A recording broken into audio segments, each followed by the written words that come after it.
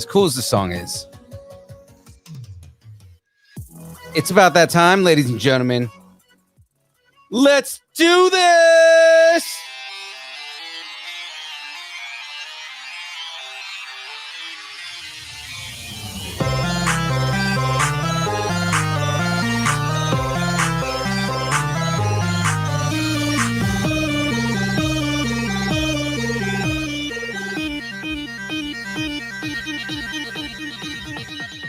Distance nerding.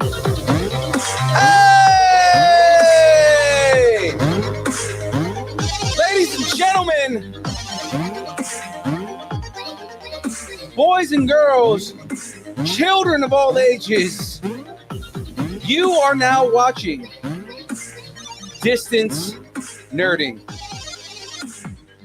I am your boy, Young Phil. Layaki is going to be coming here soon. But at the moment, it's just me. And I've got some guests coming. And we're about to have a crap ton of fun. Because we always do. At least when one of these gentlemen is on. So before I introduce our guests for this week, got to do the standard, hey, what are we doing and what's going on and all of that. Throwing it out there, Cam. I don't have a Lucharillas shirt yet, and maybe we'll remedy that at some point here, but we'll get into that. So, all right, now, ladies and gentlemen, before I get deep into the guests and everything on here, got to shout out the sponsors, the people that keep us going, that continue to support us and make us continue to, I guess, run this show, right? That whole fun, I guess, thing.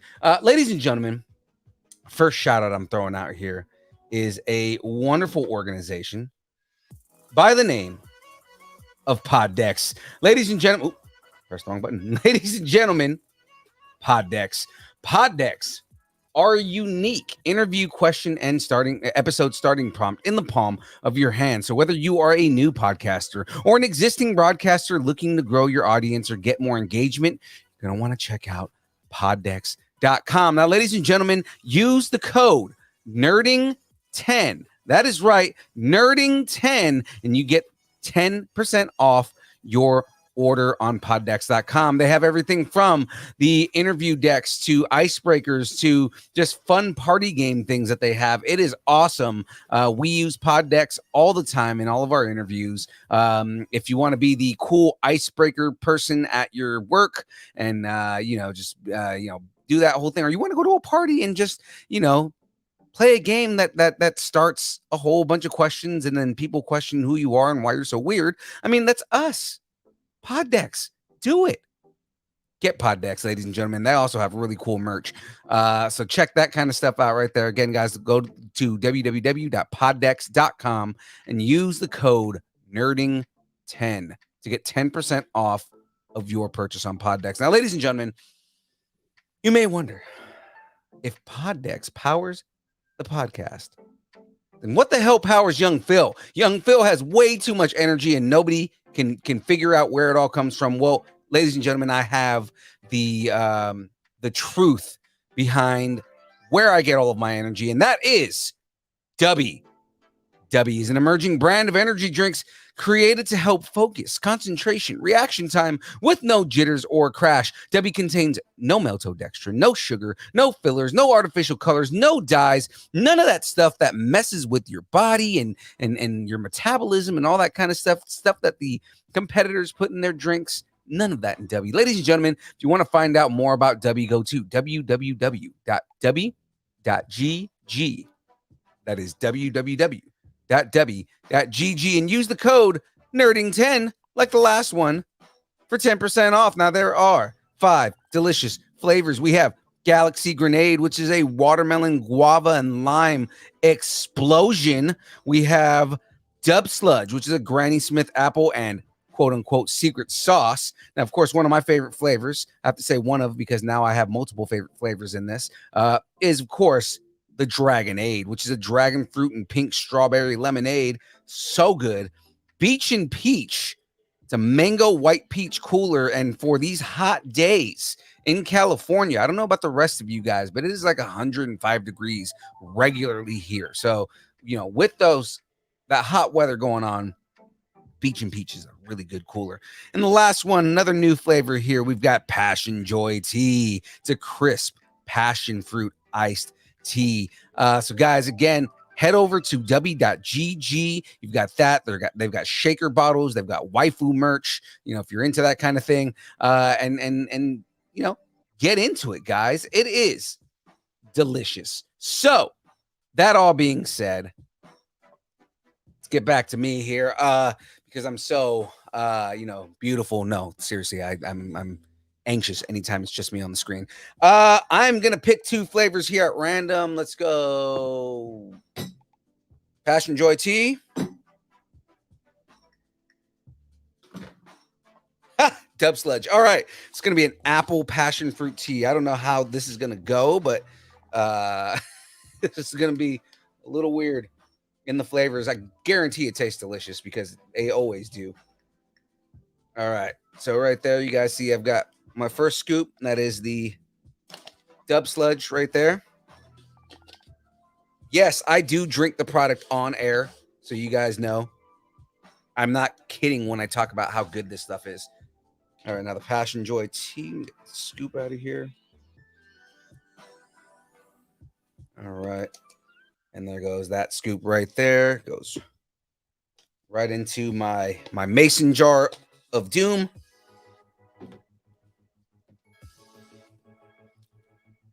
If you guys have been watching the show, I've been putting it in a mason jar just because it's easy to mix. And I have my fizzy water here. So you guys can see it's actually in the mason jar and everything. It's no game. I actually drink this stuff. It's delicious. It's really good. Now, as I'm mixing this, I think I should start introducing the guests here. So I met half of this team. Actually, yes, Cam, sorry. Cam, I am planning on bringing like an entire smorgasbord of this stuff over to Gem State Comic Con next year. So be ready, man. We're gonna have it on deck, on hand. But no, so the first the half of this team I met at Capitola Comic Con, and we hit it off immediately. Lots of jokes and weirdness because Deadpool, and he's just general comic book fan and anime fan and everything like that. You guys have seen him on the show. He's been a guest on the show. He was on our for all of our wrestling fans. He was on our wrestling not just wrestling, the SummerSlam recap. And stole the show essentially. Like Eric was, he's got really good views. It's my first time meeting Luis here, but I mean, essentially the idea is they're on here to essentially officially introduce Lucharillas. Ladies and gentlemen, we've got the Lucharillas. This is yours, Phil. I don't know right here. This is yours. Dude, look at those shirts, man. I need to get one of those from you guys. We got them. Just let us know. We'll man, send it your way. Mailing address. We'll send it to you. For sure. Oh, I'm definitely John and everybody else. Yeah, man. We definitely want to rock those, man. Oh, Daniel Flores in the chat. Ooh. Oh, hell yeah. Daniel Flores is over here repping some Lucharillas. Cam Smith, Lucharillas. It's great because like everybody is excited in the chat right now. And I mean, as they should be, man. Like, I mean, they should be excited to see you guys on here and talk about Lucharillas, especially as much as we've been like kind of pushing the brand even before the brand has been launched. Right. Like, man, because that first Distance Nerdorilla that came out, I was like immediately in love with it, man. And I was just like, oh, this is amazing. Oh my God, this is so cool. And let me see. I'm actually gonna throw it on screen because I know I still have it on my desktop. Right. Gotta re-upload it here. But no, yeah, guys. I'm honored to have you guys back on the show again. or at least Eric. I'm always honored to have you on the show, but even more honored to have you, Luis. It's actually my first time seeing you, Luis. Right, appreciate it. Yeah, Thanks for man. the invite. Right there, so everybody can see Yeah. that cross character right there, the distance nerdorilla. And again, like I immediately was like, all right, well, I've got to go make an ape suit now because I'm going to cosplay that thing for sure. Hell yeah. All right. Hey man, you know what? Next Stockton Con, when the wrestlers are there, just show up like getting ready to wrestle them. Hell yeah. I was making a joke because was it SPW was there? Yeah. Right? So I was SPW I was making jokes about how what if I just like went and challenged one of them, especially because Sir Samurai was there.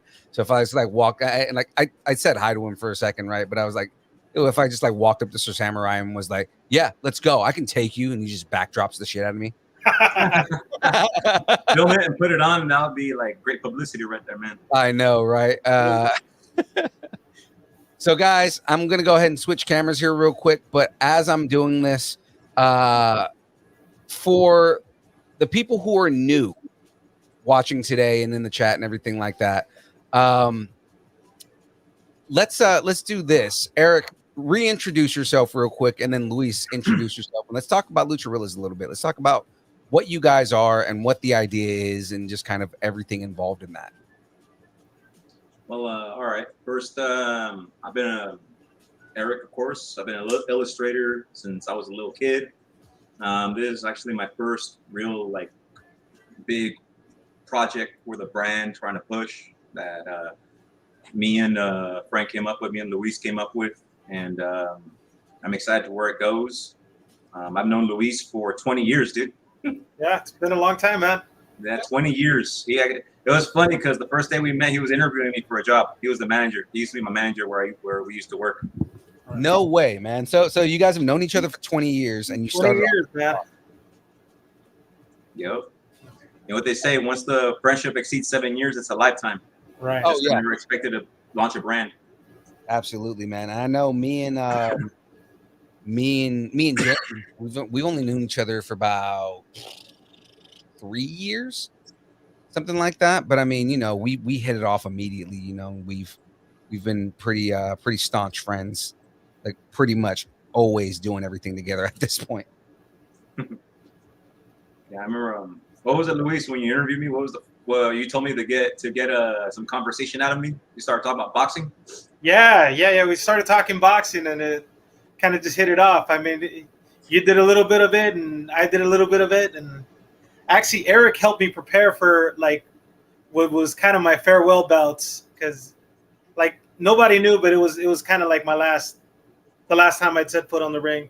Eric helped me get ready for it. It's about 100 pounds ago, so. So you guys are both former boxers, or? Yeah, a little bit of amateur, and gym smokers and whatnot. Okay. Yeah. Oh yeah. Keeps you fit, keeps you I sane. knocked you out. Yeah.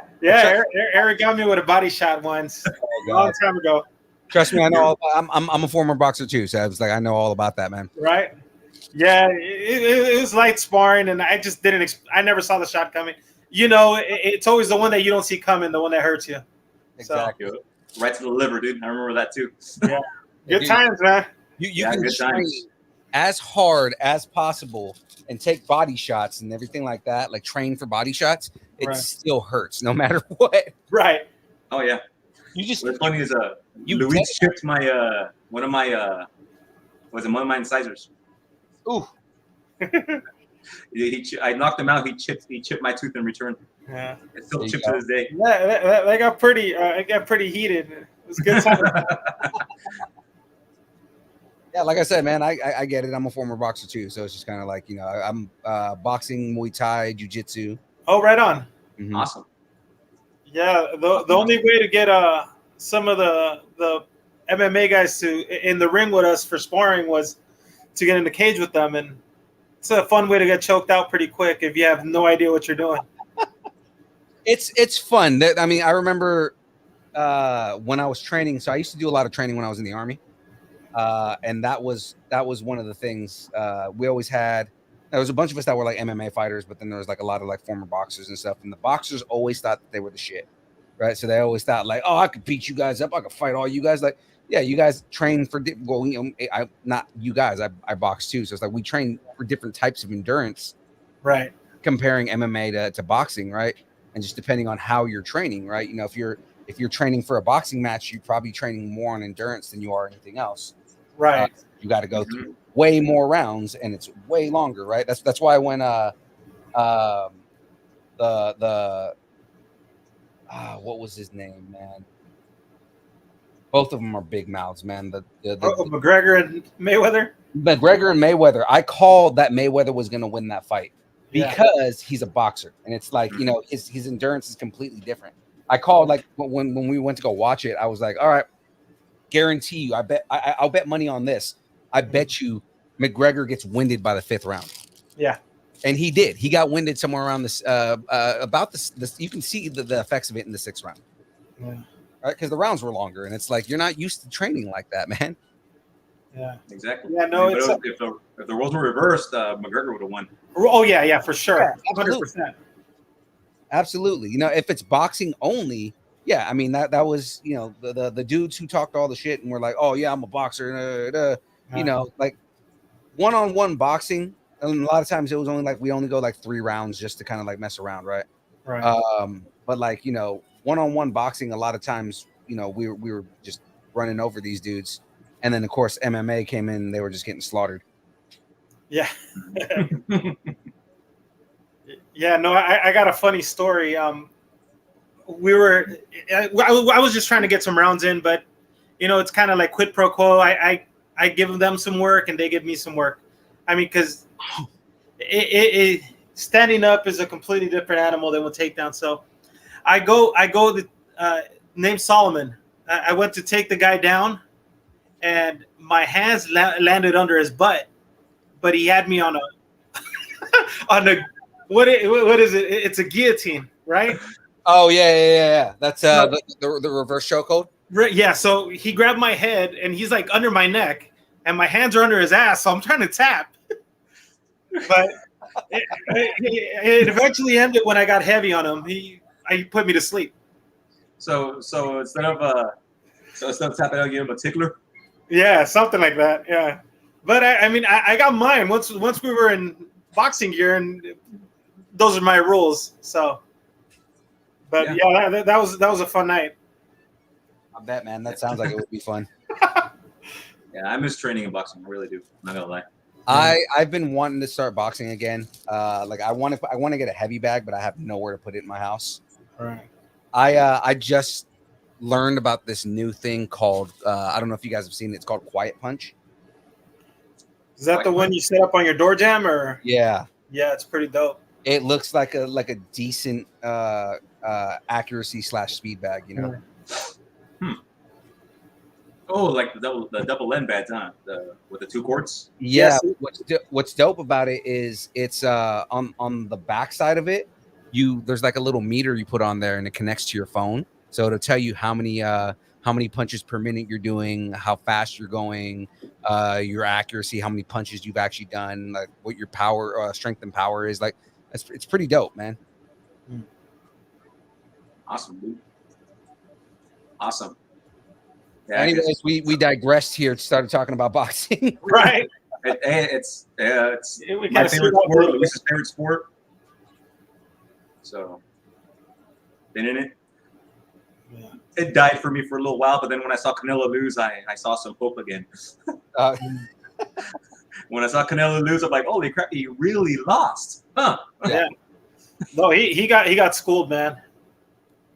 And you know, Canelo's got a big mouth, so I mean, right. He has a big mouth, but he's not very what's the word? He's not a loud mouth like Ali. He just says things like all solemn and calm, like. Oh yeah. But yeah, I remember that. But yeah, like you said, what was I gonna say? Brings back to what we digress. Pretty much, yeah. I mean, when it came to the project on Lucharillas, I know what was it, Luis, that we came up with it. Like it was like in March. Yeah. So initially, I think we were trying to jump on the NFT train.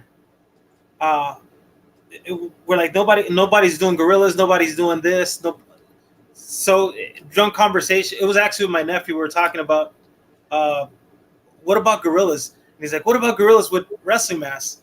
And I instantly thought of Eric. I'm like, Eric could throw something together. It'll be freaking crazy. And it was initially just for like shits and giggles to throw it in our profile picture. And if I mean, you gotta fling stuff at the wall. Some might stick. So Right. Mhm. Especially with gorillas, you're just flinging shit. well, NFTs kind of just you know what happened with NFTs, but we have all this awesome artwork with Eric. Like we got to do something with it, man. I mean, it's something special, I think. Right, because I mean the artwork is amazing, man. That was the first thing that gravitated me towards the whole thing is when Eric gave me the concept. I was like, this is dope, man. Like I think that this is going to be a cool thing. It's going to catch on. Like I've been saying, after you guys initially get get everything off the ground, like there needs to be a comic book. You guys need to do Ninja Turtles knockoff TV show kind of thing. Oh yeah, I'd be all for that. Yeah. Oh yeah, me too. In the 90s, That's right? Yeah, because you know how in the 90s, like every cartoon or like every style cartoon was like a knockoff of Ninja Turtles, right? It was like Right. Street Sharks and Biker Man from Mars and all that stuff, right? Right. Like I was saying, you guys need something like that, but with like these essentially luchador gorillas, Right. Same kind of the same. I was thinking like a storyline similar to El Tigre. I love that cartoon. Oh hell yeah, that's the Manny Rivera. yeah. But what was his name, man? That's no, that's not Rob Zombie one, right? But Rob Zombie did a luchador cartoon too, though. Nah, it's not a Rob Zombie one. The creator's name is Jorge Gutierrez. Okay. The guy who did the Book of Life. Okay. Yeah, I love his style. So it's like I'm a big fan of his style and his art style. So Yeah. Rob when I Zombie. think of stuff like it. What's up? I was saying Rob Zombie did a luchador cartoon on Netflix a while back. I heard about it. I just never watched it. It was pretty funny, man. I'll check it out one day. Like my favorite, I just love that cartoon El Tigre because it was just the reason why it was so funny was because I'm gonna say the R word, racist. I mean, yeah, I had a lot of stereotypical humor, but the thing is that the That's kind of creators- humor. What's up? That's kind of humor right there. Exactly. And the creator is Mexican, so it's like that saying, I can say it, you can't. Right. Right. Like, I mean, I'm a different Latino. I'm Nicaragüense, so I mean, like we're a little bit, like when we make fun of Mexicans, it's usually not in like a playful manner. Because like all Central Americans hate Mexicans for some reason. Right. But we also all hate each other, so it's like like I tell people all the time, like if you want to see the worst of racism, just look at Latinos and the way they treat each other, Right. and then how we all band together to hate on Mexicans.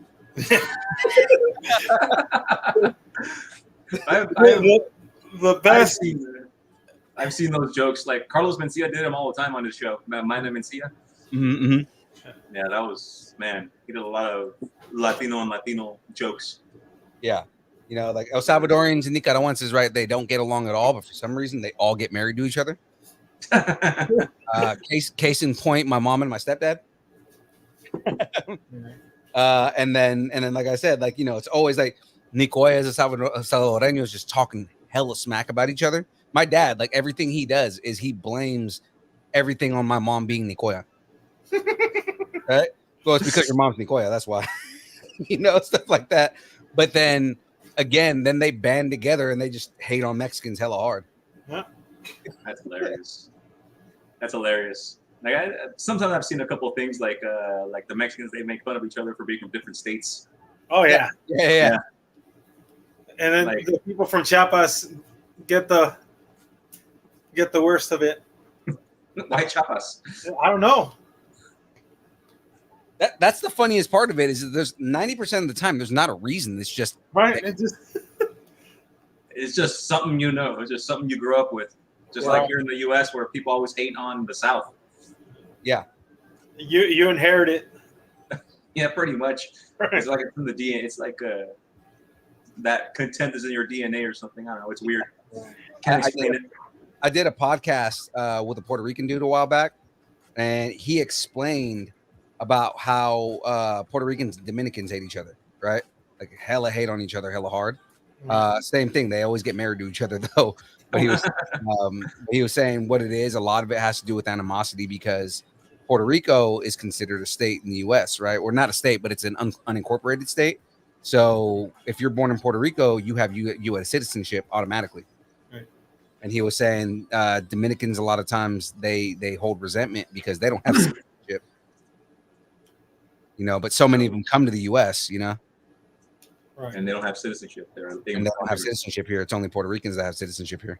That makes sense, I guess. Yeah. For some, that just reminded me of that story from Gabriel Iglesias about how the different Latinos speak Spanish. Yeah. And I tell you all the time, you can tell, like most of the time, we can tell where you're from based on how you speak Spanish. Right. Yep. Like my wife and I, we were friends with some Colombians, and when I hear the accent now, I already know, like, oh, that's a Colombian accent. Right. Or a Spanish accent. Oh, God. I hate Castellano Spanish, bro. Like, with a passion. Is it because they say S with a sh like that? Because they lisp. Yeah. Like, everything they do is a lisp. Yeah, you guys know the reason why? Because King Philip was King Philip II. Oh, I don't know. I've heard a bunch of theories, but it was in a comedy special. I heard he's like, this is the most accepted story. Russell Peters said it. Oh, Russell Peters is hella funny. I love that guy. Married to a Mexican, which is like 10 times funnier. Yeah. Yeah, that's hella funny. I remember there was a comedian named Alex Raimundo. He's Mexican. Yeah, I remember Alex Raimundo.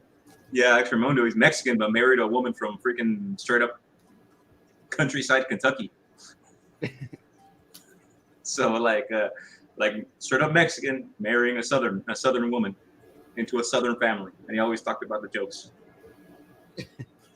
about how family life is with it in his wife's family. Right. That was hella funny. So Tyler wants to know if we can make one more Nerdorilla Bluetooth speaker. We're actually I'm right now I'm a contracted labor for Bumpbox. I actually helped the company like on the early stages. We kind of we went from a small warehouse to now we're in 100,000 square foot warehouse at Bumpbox. I do strictly the repairs, but we do plan on releasing a retro pager for each one of the Lucharillas. I got a couple here. I don't know how clear it is. The Mexarilla. Retro pager. It's on a white. Right there. So these will all be available on the site. Oh, I love the way that came out. Yeah, this looks nice. I like the colors look so good. Oh yeah, I know Tyler really wants one of those. Like he wanted the distance nerding one. He Distance nerding, yeah, for sure. We're gonna be launching that one. And here's a Muerte Rilla. This one's a little dark, but it's freaking cool too. Yeah, I love the way they came out, man. They came out really nice. Yeah. Eric freaking knocks it out of the park each and every time. You give him a task or any project that we're working on, he's gonna knock it out of the park. But we're also gonna be doing something a little bigger. It's called the Flare 8 ID. So they print on the entire face of the speaker. The idea is that we're gonna put portrait on one side, the full body on the other, and then Lucharillas across the bottom. It's coming, but it's gonna take a while to develop and get it going. But it's all coming. That's all gonna be available on the site. Yes. But for the time being, the Nerdorilla retro pager that we did the giveaway for, that's going to be on the site, and we're going to do it for all the gorillas. nice. So kind of jumping back in because we've been tangenting for like the last I don't know, like 15, 20 minutes. Yeah. About that. Tell us about Lucharillas itself, man. Like we just talked about how you guys met and everything like that, but like what what's the entire concept? And then it started off as an NFT. When you talked about that, and then we kind of went off on other stuff. Like, so Right. how did the whole thing kind of become what it is, and kind of in general, what is the idea behind it? What is it? What is the end goal on everything? So it like I said, the conversation kind of spun off. It's like every idea that I think is great. It starts with a couple beers, and we're talking with my nephew and I believe Eric that we've never seen a gorilla at full capacity. Like we've never seen one bodybuild. We've never seen one with access to supplements or any weight training equipment. So we've never seen one at full capacity, full strength. And that kind of spun off into what if Macho Man was a gorilla and Hulk Hogan were a gorilla? I mean, what would it look like? I'm like, I think I know someone that can put it together, and we'll see exactly what it looks like. Because these things are massive, size and weight. Obviously, much bigger than a regular gorilla. I think we have a guy that likes to hate on us because they're massive. Yeah, they are. They're gorilla doesn't get to 5 feet. Well, we know that, but it's not this universe. It's an alternate universe. I mean, if that's your question, I mean, why are they wearing a mask? Why are they wrestling? I mean, if that's what's bothering you, but yeah, right. we're reading these comments regularly. And I mean, haters are gonna hate, man. I mean, you're always gonna find people who are just gonna straight up hate on everything, just because they can. You know what I mean? But it's like, yeah, I mean, I think it's a great idea, man. I think the whole thing is it's something that we've never seen before. Right. The artwork is great. Again, it very much lives in a way where it can be a comic book or a cartoon.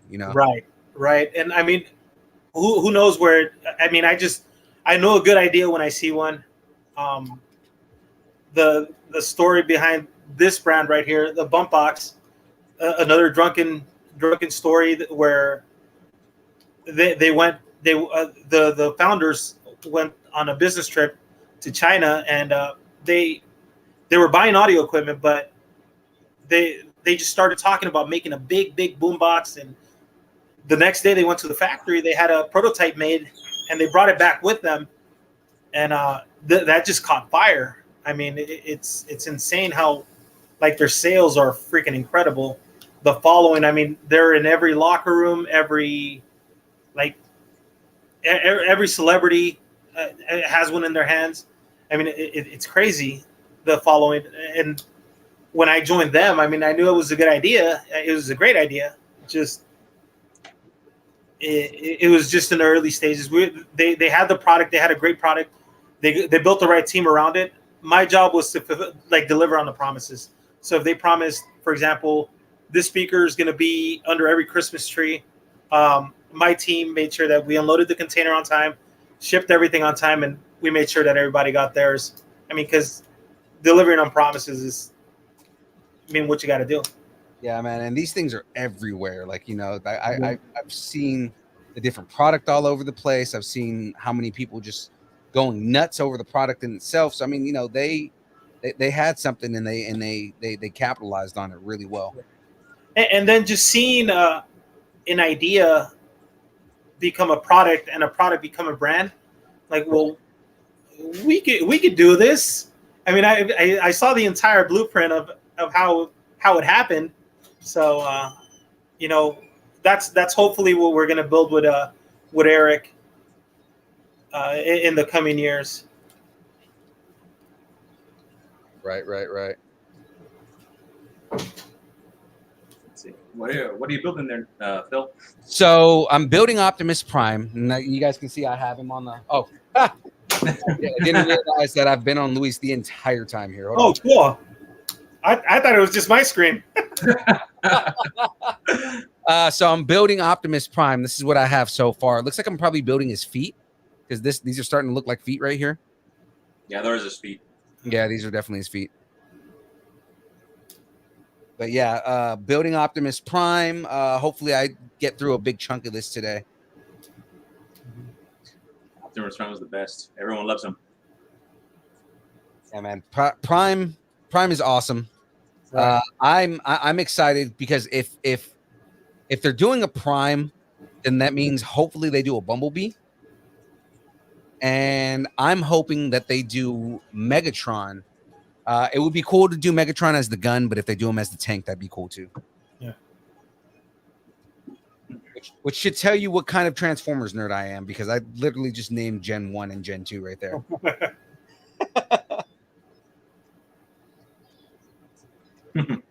But yeah, I mean, what was I gonna say? We were just at Phil. We saw you at that. You were at Stockton Con on Sunday. Me and Luis were there on Saturday. Yeah, I was working on Saturday. I didn't get off until like 5:30. Yeah, I know they ended like 5 o'clock. So I know we left like at what 3:45, I think. Yeah. We left the convention at like at 3:45, almost 4 o'clock. Yeah, it was a full day. Yeah, dude, it was a full day. It was insanely packed that day. I was surprised at how many people were there. And I got a nice little joke with JBL. I didn't get any signature from him because I didn't pay for it. But I mean, like, so I do this thing as Deadpool. You know, when I'm doing the Deadpool thing, I just walk around and I do the whole.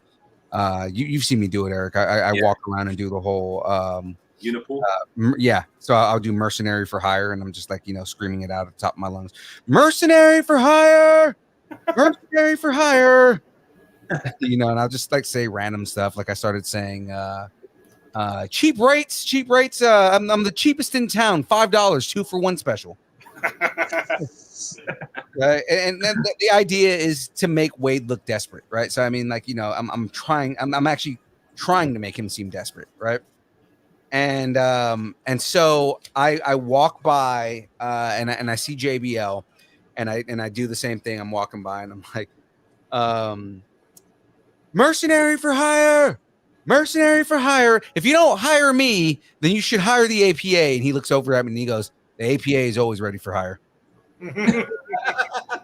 That's hilarious. And that was good for me because he went along with the joke, right? So I was like, oh, I love you. Luis marked out with JBL. Yeah. For sure. Luis is like fanboy. Oh yeah. That whole Texan character, I love it. With the limo and with the horns on the limo. Yeah. He's hella tejano, bro. Yeah, I love that character. The JBL. I remember when he came out with it, I was like, what the hell? Like, he just came out of nowhere. 1 week he was APA.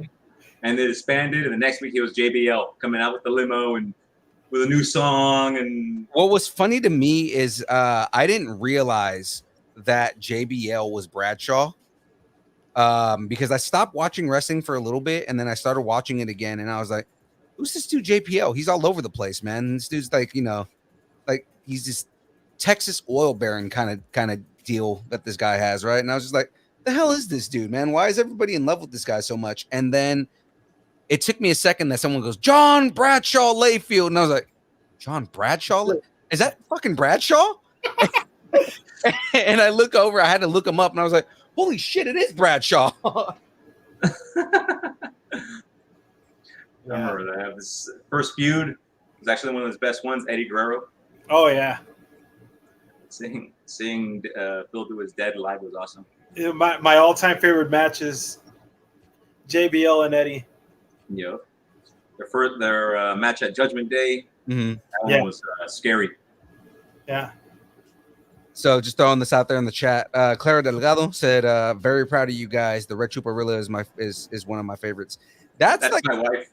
That's a nostalgic one for me, dude. Because if you guys don't know about Chupa Chupa, you need to get down on some Chupa Chupa, right? Like that's some shit we all grew up on, right? Cam, that's actually Cam said you guys should do a Zombarilla at some point.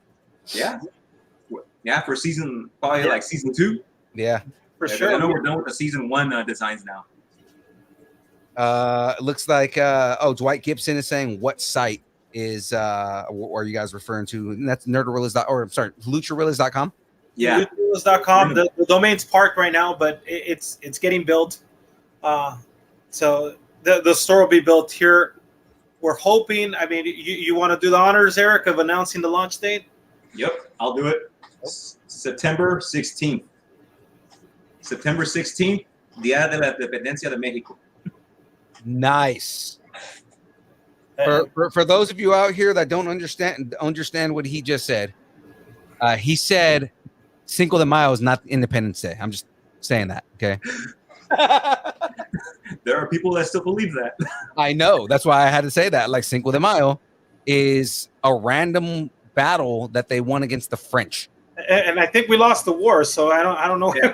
I don't know why. Corona came up, from what I heard, Corona came up with as a marketing strategy. It's not even a real holiday. To sell beer, right? Yeah. It's like McGregor celebrating round 5 against Mayweather. Hey, why I won round 5, dude. What's funny is that in Mexico they don't even celebrate it. They don't No. even celebrate that day. That's just like what's it called? The Irish don't celebrate St. Patrick's Day. Yeah, they don't. That's an American thing for Americans to get drunk. Yeah. Yep. Same with Cinco de Mayo, man. Yep. It's just an excuse day to get drunk. But no, September 16th, like I said, I don't understand Spanish. It's it's Mexican Independence Day, September 16th. Mm-hmm. So that's when we plan on launching. Right. We're very excited. I saw a couple people in the chat saying that they want to get a Distance Nerdorilla t-shirt. Yeah, Hell yeah. it's crazy. Hell yeah. I expect that one to be a hit. We are gonna make a mock-ups for how they're gonna look. Mhm. Like, Phil, do you have the portrait for not just the picture of the Nerdorilla, but the portrait with the border around it? I believe I sent it to you. I should have it, but it's not. It's probably on my phone and not on my computer. Okay. So, Because I know that like all the ones I've sent with the here, sure people have seen it, where it has like the picture of the face of the Lucharilla with like a border around it. That is going to be on the front, on the left breast part of the chest, Mhm. right here, and on the back, I know which it'll one be you're the drawing. right. What's that? I was saying I know which one you're talking about now. And the back, it'll be the full body drawing. So it'll be like just a bunch of random T-shirts. We're also planning on releasing bottle openers, Oh, nice. stickers, pins, all that kind of stuff. We might do the USB drives. They're pretty cool. You slip them into your wallet, so it'll have portrait on one side, full body on the back. So You guys gonna be bringing those to cons? yeah, for sure, probably. We want to go to cons and promote our stuff too. Right. Get them out there, and it was pretty cool because at Stockton Con, like everyone saw that we gave T-shirts to Thunder Rosa, JBL, Johnny Gargano, and Mickey James. I saw that. Yeah, Thunder Rosa was amazing, man. Like it was completely unexpected. Took it off the table, put it on. Originally, it was going to be for giveaways, but I'm not sure we're going to let go of that one. And that's dope because she's super proud Mexican American too. So Yeah, she was awesome. She doesn't like Tecate though, so Gross. she's like, well, We promised her a beer. We looked around. We couldn't find it. All the alcohol was sold out and cut off. So we're like, damn it. I think at that time we even wanted a beer too. We're all looking around for a beer. Like, we want a beer, so let's see what they got. all right. So he's got toesies now. See that? He's got little toes. oh, there you go. That's G1 Prime, right? He looks like G1 Prime for sure. I'm sure he is. Yeah, I think it is. Yeah, it is G1 Prime. G1 Prime is like blocky and square. Well, see, what's cool about this Prime is he actually transforms into the truck. Awesome. That's awesome. This is the first time I've that's what gravitated me towards it. I ordered this the day it came out, and it was because when I saw the mock-up of it and he transforms into the truck, I was like, that's dope. Why wouldn't you want that? Yep. So we got let's create asking about the chupacabra if it's real. The chupacabra. 100% the chupacabra is real. You think so? No, I don't know, man. What do you think? I don't know either, man. I mean, I'm pretty sure I'm my hand's more towards it being a myth. But it's a big world out there with undiscovered stuff, so I don't know. You never know. You never know. You never know. That's one of my mottos is you never know. And you know, most Mexicans that actually see it are like, "Hey, puta, ¿qué es eso? ¿Qué es esta mierda?" What the fuck? Oh, that's hilarious. You got to drop the chingado, so it's Mexican. Like everything is. Me asustó. Ah, chingado. ¿Qué chingados es eso? ¿Qué chingados es eso? But yeah, Or the classic, "Ah, que se va la chingada." we got 3 people here. We'll vote on it. See, chupacabra real. I say yes. Fuck it. I say yeah. There we go. 2 out of 3. What do you think, Phil? Yeah, que chupa la cabra. Okay. There you go. It's unanimous. Let's create chupacabras 100% real. Take that. All right. It's now concrete. ¿Qué es ese animal? I would create a chuparilla, but the name sounds suggestive, so nah. I'm cool. That's very, Wait, very chuparilla. The red chuparilla. The red chaparilla, no contaba con su astucia. Chapulín Colorado. Yep. Oh yeah, if you see his signature, it's called the Astucia bomb. The Astucia bomb. The sushi bomb. Yeah. I think you did that one especially for me, man, because I was whining and bitching and moaning. We need a Chapulín Colorado, brother. Chapulín Colorado. Yep. So I drew it out, like, all right, I'll give him what he wants. Boom, boom, boom. There you go. I Next thing can't you know, I wait. see a big reaction. Everyone loved it. That's gonna be so dope. You guys Yep. got to see if you can get, because they still make Chupa Chupa, right? Chupa Chups, the lollipop? Yeah. Yeah, they still make them. Man, the coolest thing in the world would be if you guys could like get with Chupa Chups and make them like get them actually made. Yeah, that'd be pretty cool, man. I An mean, exclusive Chupa Chup. Chupa Chups, hey man, if they want to collaborate, like we're open with it. We're open for A it. chuparilla. Chupa Chuparilla. There you go. He just he just carries lollipops that he hits people in the head with. He'll be the red Chuparilla's arch enemy because they both have blunt weapons you can hit him in the head with. Well, Like, you stole my name. That's horrible. But nah, man. But yeah, dude. Yeah, man. Thanks for having us here, man. It's a good way to chat and just make a bunch of relatable jokes about Latinos and stuff. But yeah, dude. Cam Smith said, just remember the Bigfoot is just a lost Wookiee. it has to be. Yeah, man. Probably that shows that Chewbacca's are real. I remember when I saw an episode of Lucifer. I love that show. I highly recommend it, by the way. Oh yeah, man. See, I keep trying to explain to everybody that the character in that show is also the same character that, like, because he's actually originally from Sandman. Yeah, Sandman, DC comic. Mm-hmm. So he's a DC character, pretty much. And Yeah. I remember he appeared in an episode of Arrow. Oh, did he? Yeah, I the didn't know. Arrowverse. I watch Arrow. I didn't realize they did that. I know they changed the actor, and it's Gwendolyn Christie in the show, Mm-hmm. in the Sandman show, and she killed it, dude. I was not expecting her to murder that role, which that also that's a dumb move on me because she's like, I mean, she had a 10-second role in Star Wars and was good at that. So I mean,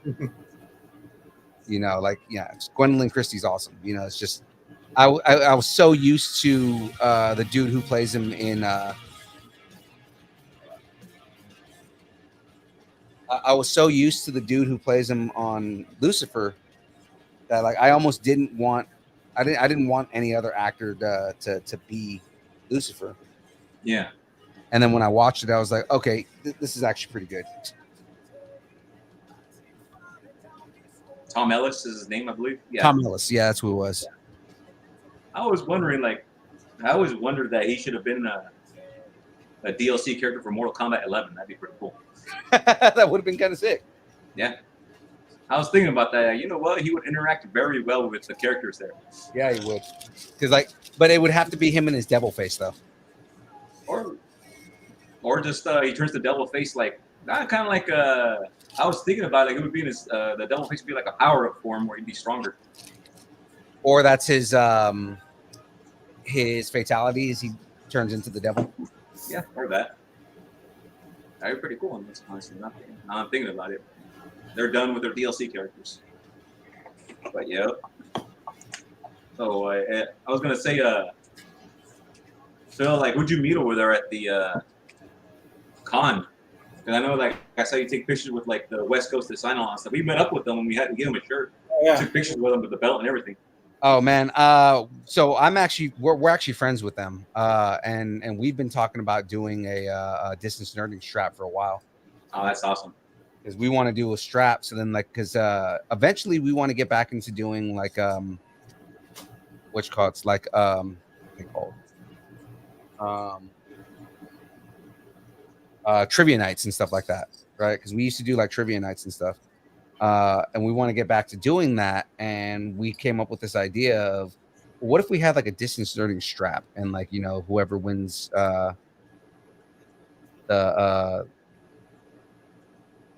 whoever wins the thing Takes the strap. Yeah. Either they get to take the strap or we make plates for them. I just had an idea. Like it's perfect for it's perfect to wear with the distance Lucharillas costume. Oh hell yeah, I would hella rock that with the distance Lucharillas. That distance, dude. And that's the thing is that now I know Bethany Deal and she's a costume designer. I might just have to have her help me create this thing. There you go, dude. The stars are aligning. They're aligning. That's Daniel's fiance. So Daniel in the chat. I was just saying. I just mentioned his fiance right now. Oh yeah, I saw that episode. Yeah, he's a big wrestling fan. Yeah, dude. Yeah, I was there when you guys were talking about was it Raw that week or Dunham? He was watching Raw at the time. And I was listening to you guys at the time. And no, he was on the episode with us for the SummerSlam episode. Oh, that's right. That's right. Right. I remember that now. Yeah, that's right. I really forgot. Sorry. He said you guys should check out this fool on Hulu. The guy who does Cholo Fit on YouTube got his own show. So funny, so much Mexican culture in there. I gotta check it out. I've seen the trailers, dude, and like it looks funny, man. Like there's one of the trailers, the dude stops and he goes, dude, why does your body look 19, but your face looks 54, Holmes? Your face look 54. Cholo Fit. I gotta look that guy up. That's hilarious. He leans like a cholo. But then when I see that title, this fool, there you go. That makes sense already. Tell a Mexican dude like this fool. Like this fool right here. This fool with 2 O's and oil, or did they put an L on it? No, it's got an L. Oh man, that would have been funny if they did it without the L. If it was just FOO. Yeah, that would have been more fucking like cholo right there. Yeah. Look at this fool over here, bro. Oh yeah, man, check out this fool over here. Look at this guy right here. Yeah. He's funny guy. This guy thinks he's funny.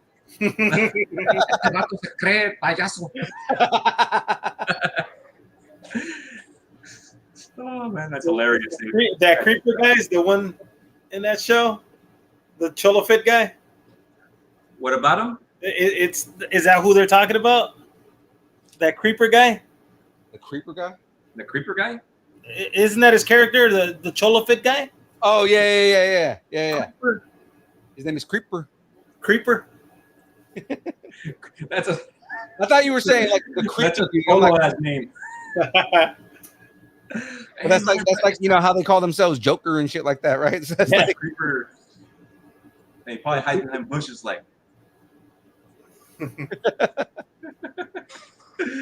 Oh man, I'm gonna check that out on Hulu. Yeah, like I said, I've seen the trailers. It looks pretty funny, man.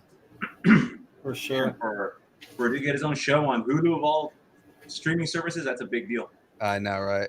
Let's see. Daniel says that Bethany says hi. Yeah, he said you guys were on the recap together. She's sewing in the room right now. It makes the character look so human. There was a question that Darren asked earlier, and I forgot to ask. Oh, he was saying, Eric, do you still box? Nah, but I do have a bag in my backyard, and I hit it like a few times a week. That's it. Oh wow! Oh, hot take right here. He said the newest Mortal Kombat movie sucked. Oh, I haven't seen it yet, so I can't say. I was not upset with it. It wasn't that bad to me. Like there were parts of it that were like, could have been better here, but you know, like some of the acting wasn't the greatest in certain parts. But like there were scenes that were just epically badass, dude. And there were so many like callbacks to the games. The only thing I know is that the guy who played Scorpion, he was on that movie Bullet Train. Yeah. Hiroki Sanada. Yeah. Dude, that dude is a good actor, man. Speaking of which, I recommend Bullet Train. I saw that movie 2 weeks ago. Yeah, I've heard it was really good. I loved it. It was a really good movie. It's pretty much a live action anime. Okay, that's dope. I'm all for that. The fight scenes are over the top and comedic, and and I love the overall message behind the whole movie. I'm with it. The whole movie has I love the message behind it, where it's just pretty much. I mean, you could already tell just by watching if you watch it. Pretty much everything you encounter in your life will lead you to where you're meant to be. I like that. Yeah, and I love that message. I like that. That's yep. And the movie Nope. And last night we watched. My wife and I watched Fall. You guys ever heard of that one yet? Which one? Fall. Fall? No, I haven't heard that one. Yeah, it's a niche title. It's anxiety inducing. It's just like I was getting so much anxiety watching that movie. It's like, oh god. I finally watched The Gray Man, which was actually really fucking good. I haven't seen that one. Yeah, it's really good, dude. I haven't seen that one yet. I have to check it out. Yeah, I watched The Gray Man, and then we watched another movie that just came out. I still haven't watched Prey, and I want to watch that. Watch it, man. Watch it. I've heard Have you seen Prey? Man, I've heard nothing but good things. And Luis, you watch Prey? what? Which one? Prey. What's it on, Netflix or Hulu? Hulu. My wife's seen it. Your wife watched it without? She's nodding over there, and it's like, I've seen that. The whole time they're talking about the Lucifer show, she's like nodding and trying to explain it to me. Damn, she was like, I have to watch it. The hell with you, hubby. I'm gonna watch it on my own. Yeah. You need to go watch it, fool. I know, seriously. So yeah, we got like a ton of projects going on at work. Eric knows I have no life right now. Dude, I'm like, damn, dude, you're like working like crazy. You're working 12-hour, 13-hour days and stuff. Yeah, every day. So 60 hours a week is what we're doing. Too much. Yeah, Mondays are my day off, and that's the only reason I can do the show. Awesome. Yeah. This guy, he's building bump boxes for like Under Armour and the Niners and stuff like that. Right. Yeah. Under Armour. I did Claypool. We just did one for Nick Cray, the dude that comes out with the boombox out of the tunnel for the 49ers. He just had his kid, so we made a custom one for him. That's dope. Yeah. Anything Elite 21, it's like a basketball tournament they're doing. I like scanned through ESPN and I saw it. I'm like, oh, I did some bump boxes for them, but I had no clue. I mean, I don't even know who half the people I do bump boxes for are anymore. Eventually be doing bump boxes for AEW and WWE with Lucharillas. We've done so many for so many people, and I mean, you only see a fraction of what we build as far as customs go. You know who I would see coming out with a bump box? Street Profits. The Street Profits? I can see the Street Profits coming out with a bump box. Yeah, I see that. The Street Profits. Yeah. Yeah, they're a tag team in WWE. Right. Yeah, if you did a bump box in the shape of a red Solo cup. we had a UFC guy. So we got a UFC licensing deal, but before that, there was a guy that was going to fight his first UFC belt, and he asked me to send him one. He said he was going to walk to the ring with it. I'm like, well, good luck with that. They're not going to let you do that. But I mean, we sent it to him. They trained with it. They sent us a ton of content. Became one of the dealers, so he ran a store in Florida. But I mean, That's pretty cool. yeah. That's pretty cool, dude. Yeah, hey man, one day we'll be making bump boxes for like Lucharilla bump boxes for like freaking, let's say Cody Rhodes. That'd be awesome.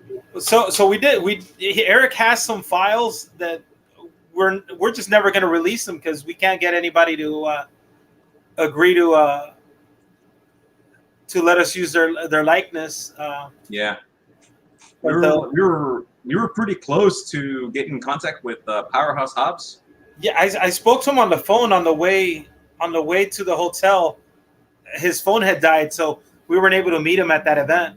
Yeah, that sucks. Fella. I'm surprised more people don't want to do it after you guys did Orange Cassidy. We didn't necessarily do it. We just kind of Eric had drawn it. He sent me the file. I'm like, I'm just gonna throw it out there and see what happens. I mean, yeah. Pretty much the Orange Cassidy. I also did Hook. I did a Hook one. Yeah, Hook one's cool. Yeah, the Hook Rilla. I did that. Those were just like those were really concepts to show what the shirts are gonna look like with the Lucharillas, with the actual ones. Right. Those are just the concepts. But we always thought like, hey, you know what, dude? If the AEW wrestlers are willing to work with us, I'll gladly make them for them. I mean, we got a cookies one, the portrait cookies, yeah. That thing is cool. The cookies one. Yeah, that thing is awesome. Like you did a fingerprint on him, right? And you got his brand of roll. I'm gonna send it to Phil real fast on Messenger. We can get it to him, but I mean, I don't know anything will come of it. I'm gonna send it to Phil real fast. Yeah. Let's see. But I mean, you got so many of them. Yeah, man. Yours is a anonymous 415, right? Yeah, that's my personal one. All right, I'm gonna send it to your personal one. Let's see. There it is. There it is. All right. There we go. It's on its way. There it is. I'll get a notification here eventually. Oh, look at this. These ideas that are coming from the chat, man. Cam Smith said Stranger Things are related. Oh, that would be dope. Oh, yeah, that'd be awesome. That'd be crazy. Netflix hits us up, we'll do it. Yeah. Should do it like a Vecna-rilla. A Vecna. Yeah, but yeah, I'm down. The wife says a Demigorgon. A Demigorgon. A Demigorgon would be dope too, man. James said actually send it to the Distance Learning one because he wants to see it. Oh, okay. I'll send it to him right now. Let me send it to James real fast. Let's see here. Where are you? There it is. Because we share the Distance Learning one, so we'll both get it from there. Yeah, that cookies one. It's got a ton of details. Like all the little Easter eggs, right? Yeah. The one I sent was what was originally going to be the NFT. Right. Okay. That's why it looks like it has more detail on it, because that was originally going to be the NFT, but since the NFT thing kind of went through. So, I mean, if Cookie's still willing to work with us, we'll make a Lucharilla shirt for Cookies. Yeah. I mean, we could get it. We could get it to him, but I mean, I don't know whether he'd be up for it or not. And all we can do is ask. Yeah, with Bumpbox, we've worked with him in the past. We've done, dude, that Cookies collaboration was insane. The very first one we did for the Flare 8s, my phone, I turned off my phone. It just kept buzzing the whole freaking time. wow. It was a ridiculous amount of units. We sold in the first 3 hours, I think, we sold 400 speakers, and they weren't cheap. They're, did we price them at 420? I think we might have priced them at 420. At 420. That is marketing genius. Right. Right. We did the Snoop Dogg like that. The Snoop was 420. We sold over 8,000 units. but I think Cookies was the first one to ever go for 420. That's funny. Right? That's awesome. What should we price this at? Well, it's a pot company, so 420. Forget 395. We're gonna go 420. And I'm surprised people didn't buy it just because it was 420. Oh no, I'm sure they did. I mean, as many as we sold, it was crazy. Yeah. And then we did a backpack thing. SC Bikes adopted that. They're doing a backpack because it kind of took off in the biking world where you put on the backpack, the speakers on the backpack, and off you go. That kind of reminds me of I don't know if you guys remember this from like the late. It was like the early 2000s. But you guys remember Osiris? Osiris. The brand? Osiris? Yeah, the skate shoe company. Yeah.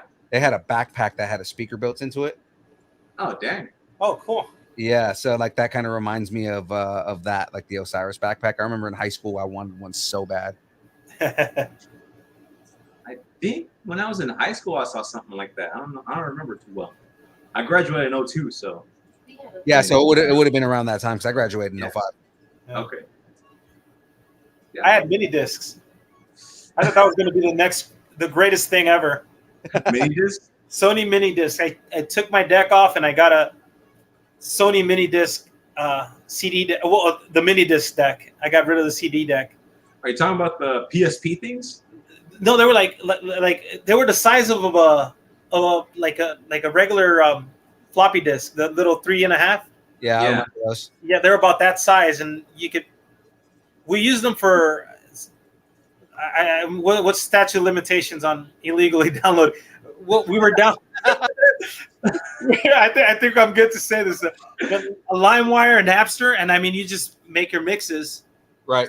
That was cool because I mean, I stopped buying CDs. I just bought the mini discs. Right. No, I mean, I pretty much did the same thing. I lived on Napster, LimeWire, all that kind of stuff. Yeah, I think we're okay to say that now. Doesn't matter anymore, man. They're gone, so it doesn't matter anymore. I mean, there's streaming services now, but I mean, it's the same thing as like Spotify, you know? Right. Oh, yeah. Or you go to YouTube. Yeah, exactly. They don't have the same like exclusivity deals that all the new ones have. They always end up on YouTube anyway, so. Yeah. Oh, and I know how to. I'm not gonna say too much, but I know how to get stuff off of YouTube. Oh, I know there are ways. Here's an idea, Eric. Let's create. We should dress you up in a gorilla suit. Next con. Me and Phil dress up as the Lucharillas. Let's do it, man. Oh yeah. Do a tag team against one of the tag teams for SPW. Just let's go up and do it right in front of the celebrities, man. We would get our asses kicked because we're not wrestlers, right? So, I mean, like, still, it would be awesome. I'd get clotheslined and back, get a back body drop and Samoan drop if anybody can pick my ass up. That would be sick. And I was making jokes like, if I could wrestle one of the SPW guys, like, get a back body drop, scream like a little girl. You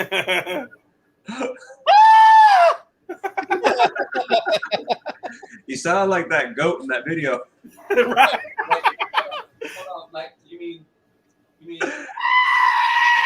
mean that goat? Yeah. The goats from Thor: Love and Thunder. Mm-hmm. Yeah, that's where those things were awesome. Oh, that's hilarious. That's so we were making jokes about my future mother-in-law. Oh, Well, me and my fiance, Okay. something that she does. And she was like, I mean, if you didn't act like a goat trying to pass out. So as a joke one day, I put that on the soundboard. And on the soundboard. love it. Nice, man. Or she said if you didn't act like a fainting goat. It's like And sometimes I wish I could scream like that just to annoy my wife. Don't do it. When she doesn't, when she's not waking up when I need her to, I just do that. Babe, wake up. Babe, wake up.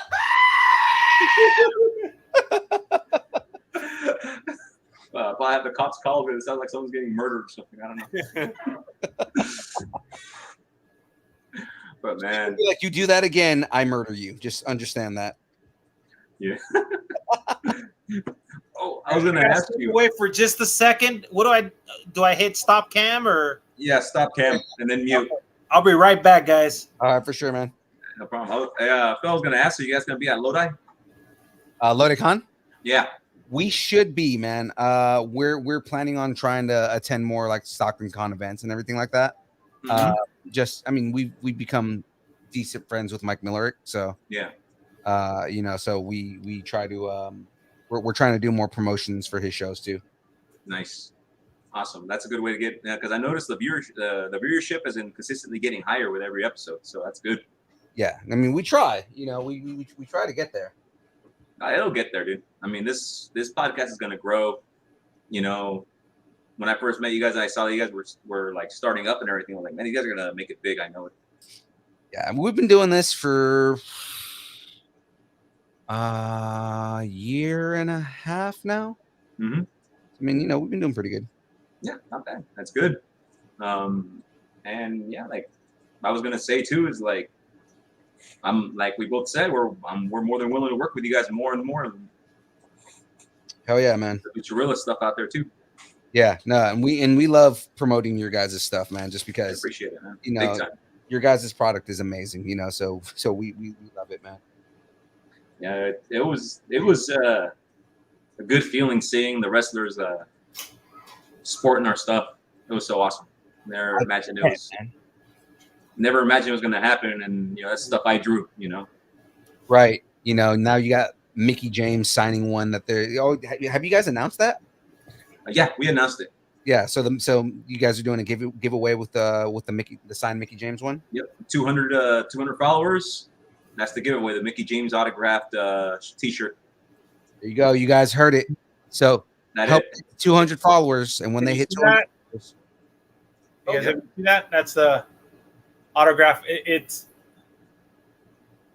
Mickey James. Boom. And I don't want to badmouth anything. Wasn't she part of that whole situation with Vince? Oh, the garbage bag thing. Yeah, like wasn't she a whole part of that? She was the one that they did that to. Yeah, she was the one. I don't know if Luis has heard that story. Probably not. No, what happened was about 2 years ago, was it last year? I think it was last year. Yeah, when WWE did their talent cuts for 2021. What happened was they did a big mass firing in WWE, which caused a big old backlash. And Mickey James was one of those talent. Mm-hmm. So, and what happened was 3 or 4 months later, Mickey James posted on Twitter that WWE sent her belongings in a garbage bag. Oh, no way. No way, dude. They sent her belongings in a garbage bag, and she posted it on Twitter, and it caused a big old hoo-ha. And the guy who was in charge of that stuff ended up getting fired. No shit. So it really happened. Yeah, it really happened. Crap. And Triple H and Stephanie and Vince McMahon, I don't know if Vince did it, but I know Triple H and Stephanie apologized to her. Yeah. So, and it sucked. I mean, it was cool though, because it got her. What they did is that she joined Impact not too long after. She joined Impact Wrestling, and in this year's Royal Rumble, in the Women's Royal Rumble, she participated as the Impact Women's Champion. Oh man! So she came in with her theme song from Impact, with the title belt from Impact, and when she came out, they actually showed her name she showed her name as the Impact Women's Champion. I didn't realize that they did that on at the Royal Rumble. They did it at the Royal Rumble, yeah. But I'm sure they did it just to kind of like say, "Oh, we're sorry," just to make up and all that stuff. Mm-hmm. Remember, the internet was all like, "Oh, does that mean they're gonna do a joint show with Impact?" I'm like, no, because Vince's old Vince is old and set in his way, so he's not going to do that. Exactly. Now that Triple H is in charge, there's a possibility that might happen. He had been talking about wanting to do a show with NXT and NJP. Oh yeah, I say if they were to make a joint show, I say they first do it with maybe I think AEW would be somewhere down the line, but if they were to really make a joint show, do it New Japan. New Japan or with wait a minute. Hmm? Hold on here. Okay. Hey yo, Hello. hey, good to see you again. Hi. Sorry, I'm tardy to the party. You're good. Now we're here and we're chatting about the wrestling stuff. Did you Bringing say, Luis up to date. Did you say something about Stephanie McMahon? Yeah, when the whole Mickey James thing happened. Mm. When the whole Mickey James thing happened, Triple H and Stephanie McMahon apologized and everything. But now I call him the relic, Vince McMahon. Now the relic's gone, and people are still very skeptical about Vince McMahon still being in power and all that stuff. I have a friend who's like hella anti WWE, so he like eagle eyes the whole thing, looking for little things here and there, and brings up little things that don't really matter. Yeah, I tried to add you today on Facebook because I'm going to add you to our STS group, the Setting the Stage WWE thing. Mm-hmm. Cool. Oh yeah, for sure. Yeah, and there was a he posted today about specifically about how WWE is like gearing up to like they're talking about how Vince it's gonna suck without Vince and the show is just gonna go downhill and all this other stuff, like WWE announcing officially that the show is not gonna be as good without Vince. Those people are on drugs. That's right. Those people are on drugs, dude, because you guys are smoking something hard. Yeah, it's like, wait, what? If you think the show's not going to be good without, I mean, they have the highest ratings they've had in years. Right. Mm-hmm. I also think that that's just like the frame of mind these days. Is that I don't know. I mean, I'm all for like I'm all about like I get sad like when things change and things aren't what it used to be or whatever. But just think there's a lot of things in these days where it's like you feel like you have to keep things the same way just because you've always done it. What are you looking for?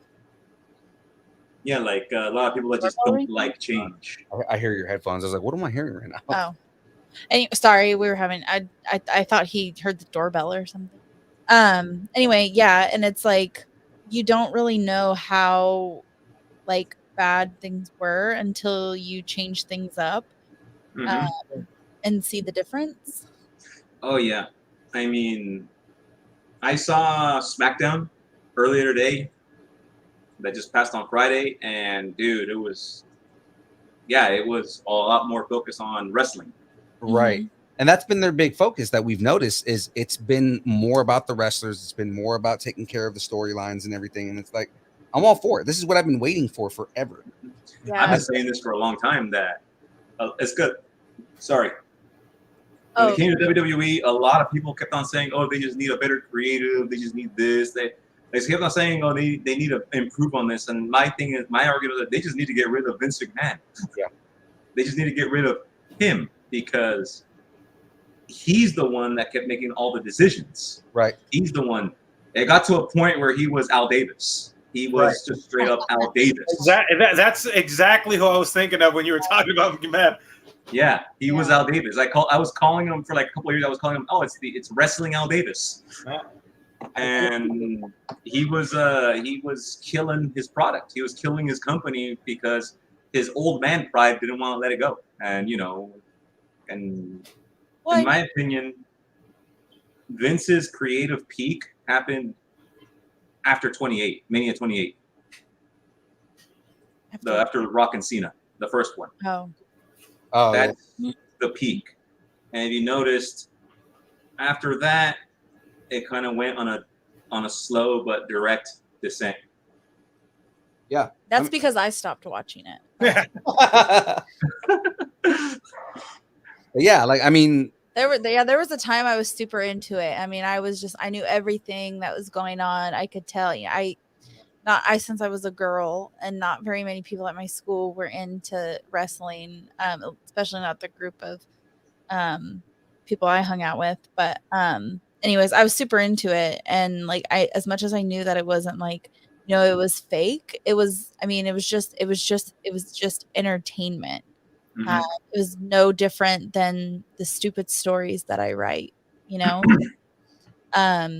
Yeah, like I talk about this a lot because this is really my only like my only platform for not my only platform, but like my only thing that I can really talk about with wrestling is that I was super into it. I went to like events and stuff, and I watched it all the time, and on when it was Monday Night Raw and Thursday Night SmackDown, and Raw was live and Thursday was taped on Tuesday. Mhm. I And remember all of that. Oh man. and anyway, so and then that was like I probably stopped watching it in like 2002, so I was like a freshman in high school, and like life got in the way and stuff like that. But anyway, I just know, so that was like when I used to watch it, and people thought it was like stupid then, but then I watch it now, or not now, not like present, but like the first time I really watched it since I hadn't watched it in like 20 years. I was like, holy crap, this is horrible. Like, where are the signs? Where's this? Where's that? Like the entrances aren't as like good anymore. And they had some good ones for a little while. Like Ricochet had an amazing entrance, and then Yeah. they killed that, The thing is that the way it was towards the end of McMahon's or the Relics era was what it was that it got to a point where I think we discussed it. I think what you and John discussed it one time is like he doesn't like it when wrestlers get themselves over. He's the one that has to do it. He's Right. the one that's he's the one that wants to make the stars. He doesn't want anyone else becoming stars on their own. which is trash because it's like you don't know how to write good stories, dude. So you don't deserve. Okay, you can't say that when he does. Not anymore. He used to write good stories. But then you have to realize like where does it all go wrong? It goes wrong when a lot of it is really his ego, right? Like his ego kind of got in the way, and a lot of it was, oh, I don't like that that Paul Levesque is doing a better job than me on his show. So that's where he kills NXT, and that's where he goes and changes so much in the show that's going right because he's not in control of it. So it's just kind of like, that's where a lot of fans just really started noticing, like, like, dude, really, you're gonna go and crush the best thing on TV right now because you're not in charge of it. Yep. And pretty nice. I do believe it was just like you said, ego and old man pride. Because one thing I from a lot of the older people I know is that like that's all they have is their pride, and they don't want to let it go. Right. Like people his age. And he's just so that's what happened. Oh yeah. I was gonna say I reintroduced Luis into wrestling again, not that long ago. Whoa! He's like, you reintroduced me? No. No. So I kind of moved away from it after. I think the Benoit situation was kind of like the last straw for me. I'm like, this is kind of much. It's negative. I mean, there's a lot of negativity and starting to surface. So I stopped watching, and Eric kind of got me to go to an AEW event, and holy crap! I think the Benoit thing was I think that was an anomaly, because one of the things I realized with like most wrestlers, even after they become like famous, you don't really, the whole like Benoit situation, that's not very common in like the wrestling world, and I don't want to say not very common in I guess I can't really say that, but it's like most of the time you don't hear, like, you don't see wrestlers on TMZ because of their bad behavior in real life.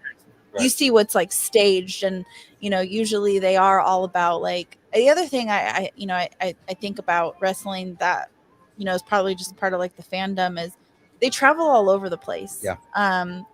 Unlike musicians, there's musicians that I like that just don't tour in California, but with wrestling, they literally tour everywhere. So these people that you see on TV that are almost untouchables, you can go to a show and you can see them live and in color. I remember when I used to go to the shows when, you know, I was super into it. I've seen Dwayne Johnson live and in color, like doing his thing. And it's like, I think that's probably one of like the bases of the whole wrestling fandom is that, you know, they're going all over the country, Right.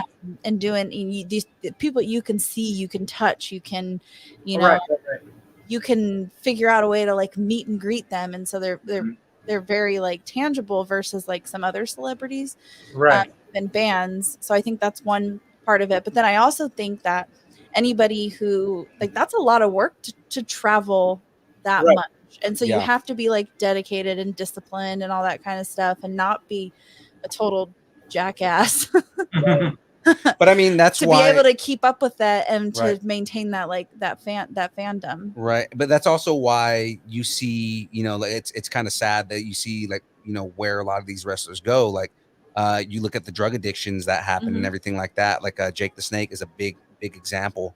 And like how all of them get addicted to painkillers and Sure. everything like that. You know, Right. like, That's definitely it fucking sucks. Like the shit that they go through just to keep their minds, you know. Right. I guess the point that I'm saying is overall wrestling, even though it is about like it's I don't want to say it's violent, but people are wrestling and like simulating like hurting other people. It's pretty much, I would say it's pretty like wholesome like environment in a way. But that's just Yeah, I mean, one of my favorite memories as a kid was my brother just randomly took us to the Cow Palace. He took me and my little brother to the Cow Palace. We had no idea where we were going. He just told us to get in the car, and we got to see Yokozuna and Bret the Hitman Hart in the cage. It was sick. And I mean, we stuck around, and we got to we met Tatanka. Like, Oh, nice. yeah, awesome. Tatanka, and we got to see the Doink. Oh, Doink the Clown? Hell yeah, dude. Like, close up. OG I mean, Doink. they were like super Doink. approachable. So I mean, Yeah, Doink and Dink. Remember Dink the Clown? The little guy that came out of the box. Yeah. Dink the Clown. Yeah. Yeah, I remember I went to the Cow Palace too. My wife and I went to a New Japan Pro Wrestling event, the G1 Special. Ah. The G1 Special, the show stealer was, I don't know if you guys heard of him, Dragon Lee and Hiromu Takahashi. Yes. Yeah, it's the match where Dragon Lee broke Takahashi's neck. Oh, wow. Yeah. The GIF, you can find the GIF on Google. Just look up Dragon Lee Takahashi injury, and then you'll see it. It's a GIF, and we were in the audience when that happened. wow. Was that the one from a couple years ago? Yeah, like 4 years ago. Yeah. In Daly City. So I didn't go to that event, but one of my friends got me a shirt from that event that I wear all the time. I've got a Bullet Club shirt. You know, Awesome. remember how they had the exclusive Bullet Club like San Francisco shirts? Yeah, they Yeah, did. They I had got the one of exclusive ones. Yeah, I've They got sold out. yeah, my buddy got me one of those, and I'm like hella proud of that shirt. I wear it all the time. Then yeah, you lucked out because those. I remember I saw those when I walked into the event. It hasn't started yet, and then like there was a big old line for that merch. There was a big old line in that merch for that specific shirt, and like when we went out for the restroom and for a bathroom break, it was gone. They were gone. They were done. Yeah. And yeah, I see it in the chat right here. Yeah, Dan Flores. Yeah, I saw. Yeah, dude, it was. We knew something was wrong because when he did that suplex, the way Takahashi landed, and the way the ring sounded, because you know the typical sound of the ring does when they land, right? It's like a very loud thud, like a very loud high pitched thud. Yeah. Oh, Well, this one was like a thunk, like a the way when he landed. So we basically you knew he didn't land right. Yeah, he didn't land right. We knew something was wrong right when we saw that didn't look right, and the way he landed, and then like we found out like when we left the show. I looked it up, and we were in the parking lot. And looked it up and said, "Yeah, Hiromu Takahashi sustains injury during his match, and then like later in the day, we found out he had a broken neck. He broke his neck during that match, and he finished that match. and He won. finished the match with a broken freaking neck. Yeah, Good. he finished that match, and they still stole the show. Crazy. So, hey, Luis, you gotta look that match up on YouTube. It's on there. But I mean, NJPW, like that's kind of what they're known for. They're known for doing like crazy high flying and just know toughing out everything. So I mean, Right. it's not against their type. I guess is what I'm going for right there. Yeah, they do a lot of. Their wrestling is different. It's very different. It's more hard hitting. I mean, let's create Darren Chibi. He mentioned earlier that his favorite wrestler is somebody who came from NJPW, who's now in WWE. Shinsuke Nakamura. Yeah, my wife loves Shinsuke Nakamura. Yeah, the king of strong style. Now, see, like if we got actual strong style out of Shinsuke Nakamura, that would be dope. But I mean, they're not, because it's actually dangerous to see how to let them perform that way. Yeah, it's dangerous. Like that style is dangerous. There's no way they're gonna let that in WWE. Yeah, because people have literally gotten hurt just from like small moves of that. I don't know if you guys remember, but you remember when it was, I think it was during the G1 Grand Prix. It was an elimination match when it was Tetsuya Naito versus Kota Ibushi. And Tetsuya Naito did a German suplex on Ibushi on the ring apron. And the way Ibushi landed was like extremely brutal. Yeah, dude, those guys take hits. Like their bumps are unheard of, man. I mean, but that's why people love NJPW so much. It reminds to me, watching those events, it reminds me of old NXT. Oh, the black and gold NXT. Mm-hmm. Yeah, it is. Yeah. Yeah, it's. I mean, it's not like as bloody and like destructive as NXT as I'm sorry, not NXT, ECW. It's ECW. ECW. I don't think that's not. Oh yeah. Oh, here it is. I was right now. I'm also looking for that German suplex that I was telling you about. Mm-hmm. I was saying like that their style and like the way that they go at each other and like just kind of like the kind of brutality of just generally how NJPW is reminds me of ECW. Yeah, it kind of does. It kind of does. Let's see if I think I found it right here. Let's see if it's. And that was an argument I was making in our chat earlier. Is we need to get rid of the 24/7 championship and replace it with the true hardcore title. Oh yeah, that would be awesome. I would love to see that. Especially now that it's not PG anymore. They can do hardcore matches again. Yeah. What makes I think so too. Like, I mean, they're showing blood again. Yeah. They're more hard hitting now. They're actually, have you noticed, they're doing more moves that would be considered banned by McMahon. Yeah. And but I understand where Vince was going with that in particular. Like, guys were getting hurt. So it's like, I understand, what his whole aversion to doing certain things was, but it's kind of like you castrated the show, man. And in doing it the way you did it. Yeah. It becomes boring, like I understand, like a unshielded chair shot, you can get hurt doing that. And people have gotten hurt doing that. But I mean, like it's like if you understand the safety of it and you're going into it and you know what you're doing, I mean, how many times look at Stone Cold Steve Austin when he took that unshielded chair shot and he was bleeding through the rest of the match. Yeah.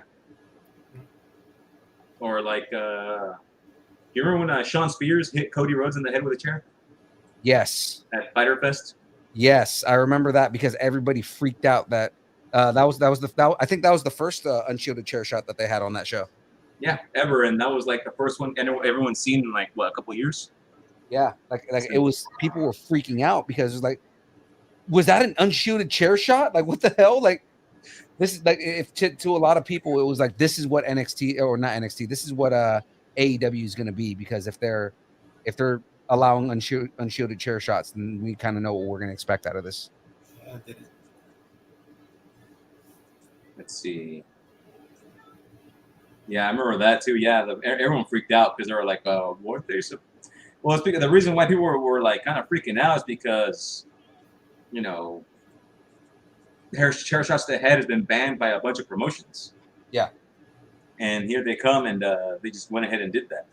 Yeah, and that's why like chair shot. I mean, you've seen nothing but chair shots to the back ever since. Yeah. Can you? There's no way you can play that clip real fast, huh? If I send it to you. I don't think I can technically. Why? I think YouTube bans it. Oh, that's right. I sent it to Luis so you can check it out. You can post it on the Distance Nerdington post. Yeah. And then we can all look at it. Okay, I can do that. I'll do that. Yeah, once you accept my friend invite, I'm gonna invite you to 2 groups. Oh, for sure. Yeah, I'll put it in. He's not on it right now. On the Distance Nerdington post? No, he's not in the Distance Nerdington post. post. Oh, you've been missing out, man. Yeah, put me on there, and I'll put me and Luis on there. We'll check it out. Yeah, like I said, I'm gonna add you guys to STS to setting the stage, and then I'm gonna add you guys to. Is that your guys' own group, or is that like a thing? No, so that's Garland's group, but we've been trying to grow that a little bit more, trying to help him grow. Garland just your G? Yes. Oh, okay. We've been trying to help him expand that a little bit. We tend to get a lot of people who will like talk in our chat room, and then we're just like, yeah, guys, we need to put that inside of the inside of the actual group. Like, this is a good conversation, yeah, but we need everybody in the STS group. We need everybody to nerd together. Exactly. Oh yeah, definitely. It's in the job description. More opinions to debate on. Right, and that's kind of the idea is to get as many opinions as possible, so that opinions are like buttholes. Everybody has one. I like that one. That's funny. I was gonna say I sent Luis that clip so you can see it. What happened? The chair shot. Oh, the Cody Rhodes one. Yeah, let's. Luis, you have your phone on you? I do. Let's see his reaction. He's gonna look at him and go, "Oh man, seriously?" Are you gonna watch it? Because dude, his face. Yeah, his face just starts leaking, dude. Like, you see it.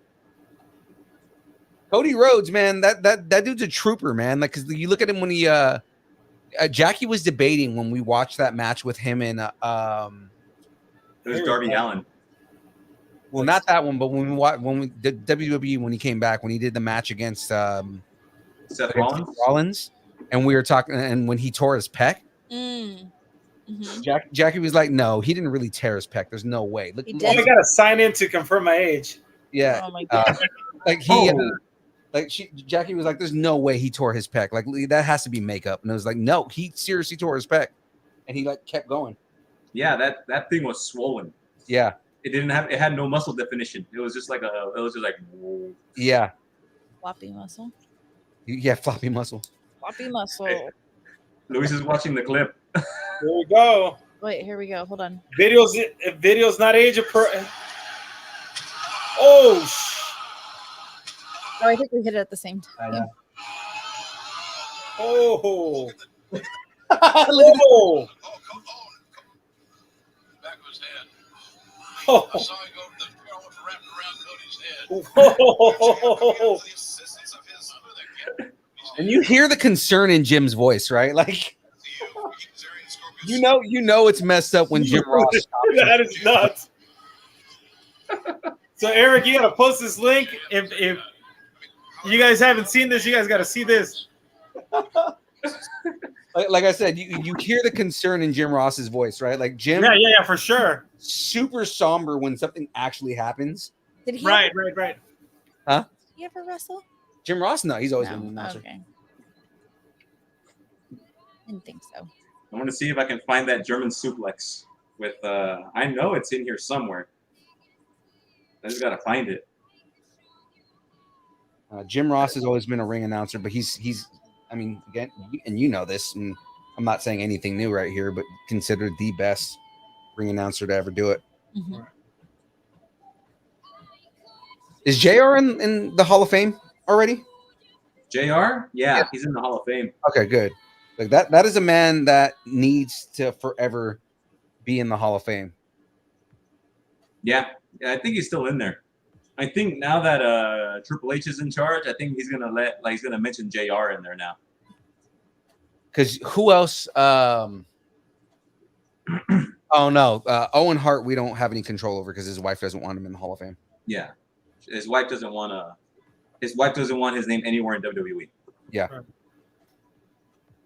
So, Which I mean, I understand, but at the same time, like for the fans, I mean, it sucks for the fans, but It does. it's like, you know, I understand why she wouldn't want his name associated with WWE. You know, Why?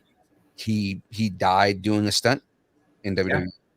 turns out that the thing is that Vince lied to his wife about the rig. And turns out that the rig itself, the way it was built, it couldn't sustain his weight. I think it was like it could only sustain half his body weight. That was the max. That's trash. So when he was sliding down, that rig just gave out and he fell. Yeah. That was the story. And the show I found it. Crazy. I found the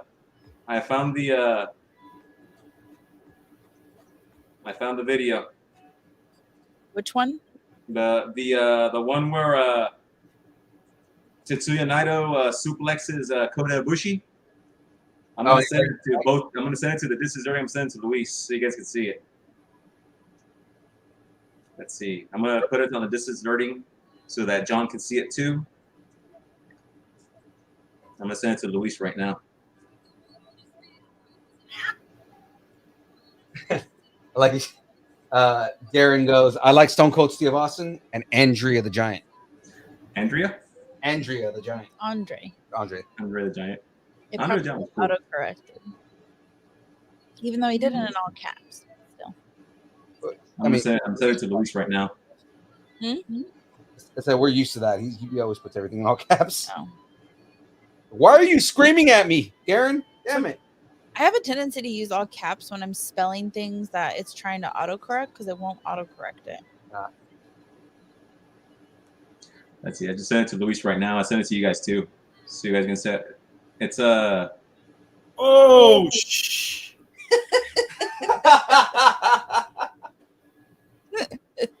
Dude. His reactions are making the show right now. Dude. These are all wrestling matches I've seen. You were there live?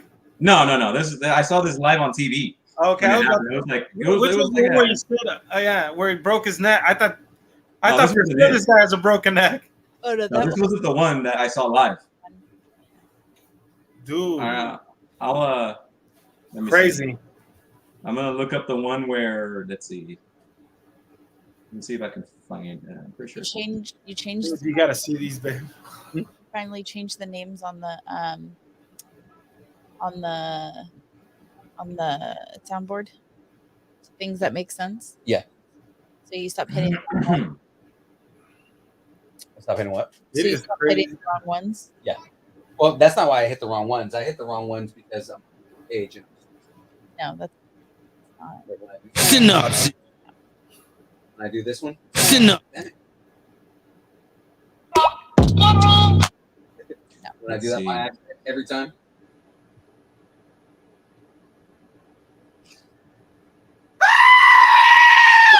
There it is. There we go. That's the good one.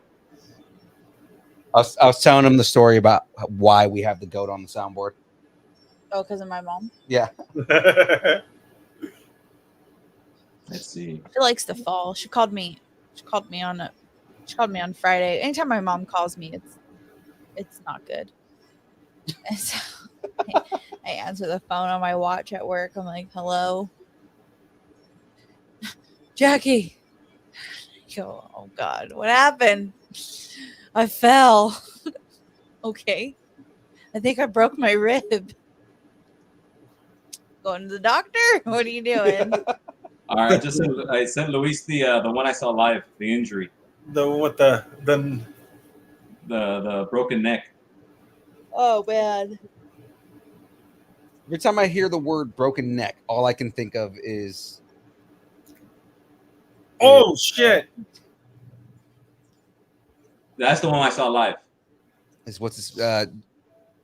Who do you hate, Jackie? Kurt Angle. Crazy. Kurt Angle's the GOAT. He's my all-time favorite.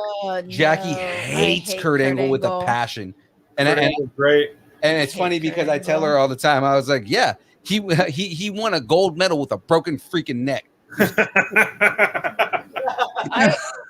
I appropriately hate Kurt Angle. Like in the what am I trying to say? In the I don't know what I'm trying to say. Everyone, this is my wife Clara. Hi. Hello. Hey, how are you? Good. Don't be embarrassed, amor. You look beautiful. What happened to Hulk Hogan? What happened to Hulk Hogan? He got canceled for being racist.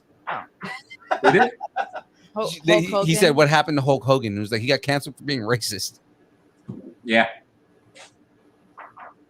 I mean, when I see the story about Hulk Hogan, it's like, this guy was not a cool guy. So Hulkamania no longer rules. Oh my! It doesn't run now anymore. It runs old. 24. Everybody did that. A 24-inch pythons, brother. The 24-inch pythons, brother. Now he has 12-inch pythons. 15-minute warning, Philippe. Okay. She said, "Do the dishes." I'm sorry. You're fine. Bye. Bye. So you got chores to do when you get off of here. Oh, I already did them. You would think Philippe would have his chores done, considering he's off Monday. I did the dishes, and I took out the trash and everything. Okay. But yeah, but it's good. It's been fun right now. It's fun right now. This whole chat, talking about stuff, introducing the brand and everything. Right. Oh yeah. Appreciate it, big time. Yeah, Oh, yeah. We definitely appreciate the support. Thank you. Oh, I'm so stupid. Like and this is how dumb I am. So I know what Don't you say that about guys, yourself. I know what you guys do, but for some reason I was like, oh, that's cool. These guys are into wrestling too. And then I just right now connected the dots. They like wrestling too. Oh wait a minute, their whole I'm like, brand oh is my wrestling. god, their whole brand is wrestling. Durr. The long-term goal is that we see our shirts at the big events like WrestleMania and Double or Nothing, SummerSlam. People like people holding up Lucharillas signs. Okay, Oh, With the that's logo. I have a possibly taboo question. If it's a taboo question, you don't have to answer it. You can just tell me to go F off. So your guys' like Lucharillas, these are like original characters, so there's not really any issues with like licensing, or maybe there is, or like how does that work? Like Well, like you're not Oh, like go ahead, Luke. no, we'll find out, I guess. oh Yeah, we'll find out. What I did was I did my best to make sure, like actual licensed characters, I tried to do what I can, kind of steer it away where it's more implied rather than direct. yeah, You it's know, more inspired. it's more by- like I designed them enough to where people who know what they're a parody of, they know where it's from. Right. Sure. You know what I mean? So all these characters are just parodies of the real thing. You know what I mean? right. Like an example is the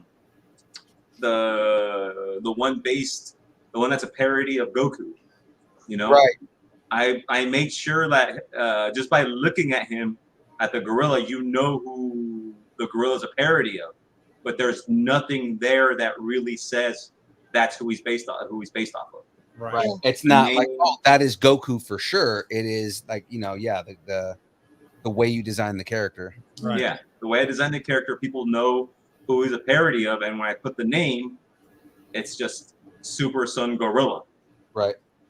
I mean, his name is Gorilla. It's not Goku. If it was Goku Rilla, that'd be because you That can't. would be an issue. Right, you Yeah. can't put a monopoly on the word Sun. Yeah, I get it. Goku's first name is Sun, but I mean, like, Yeah. I guess technically his last name is Sun, but I mean, I was just curious. I don't Yeah. know how that stuff works. Right.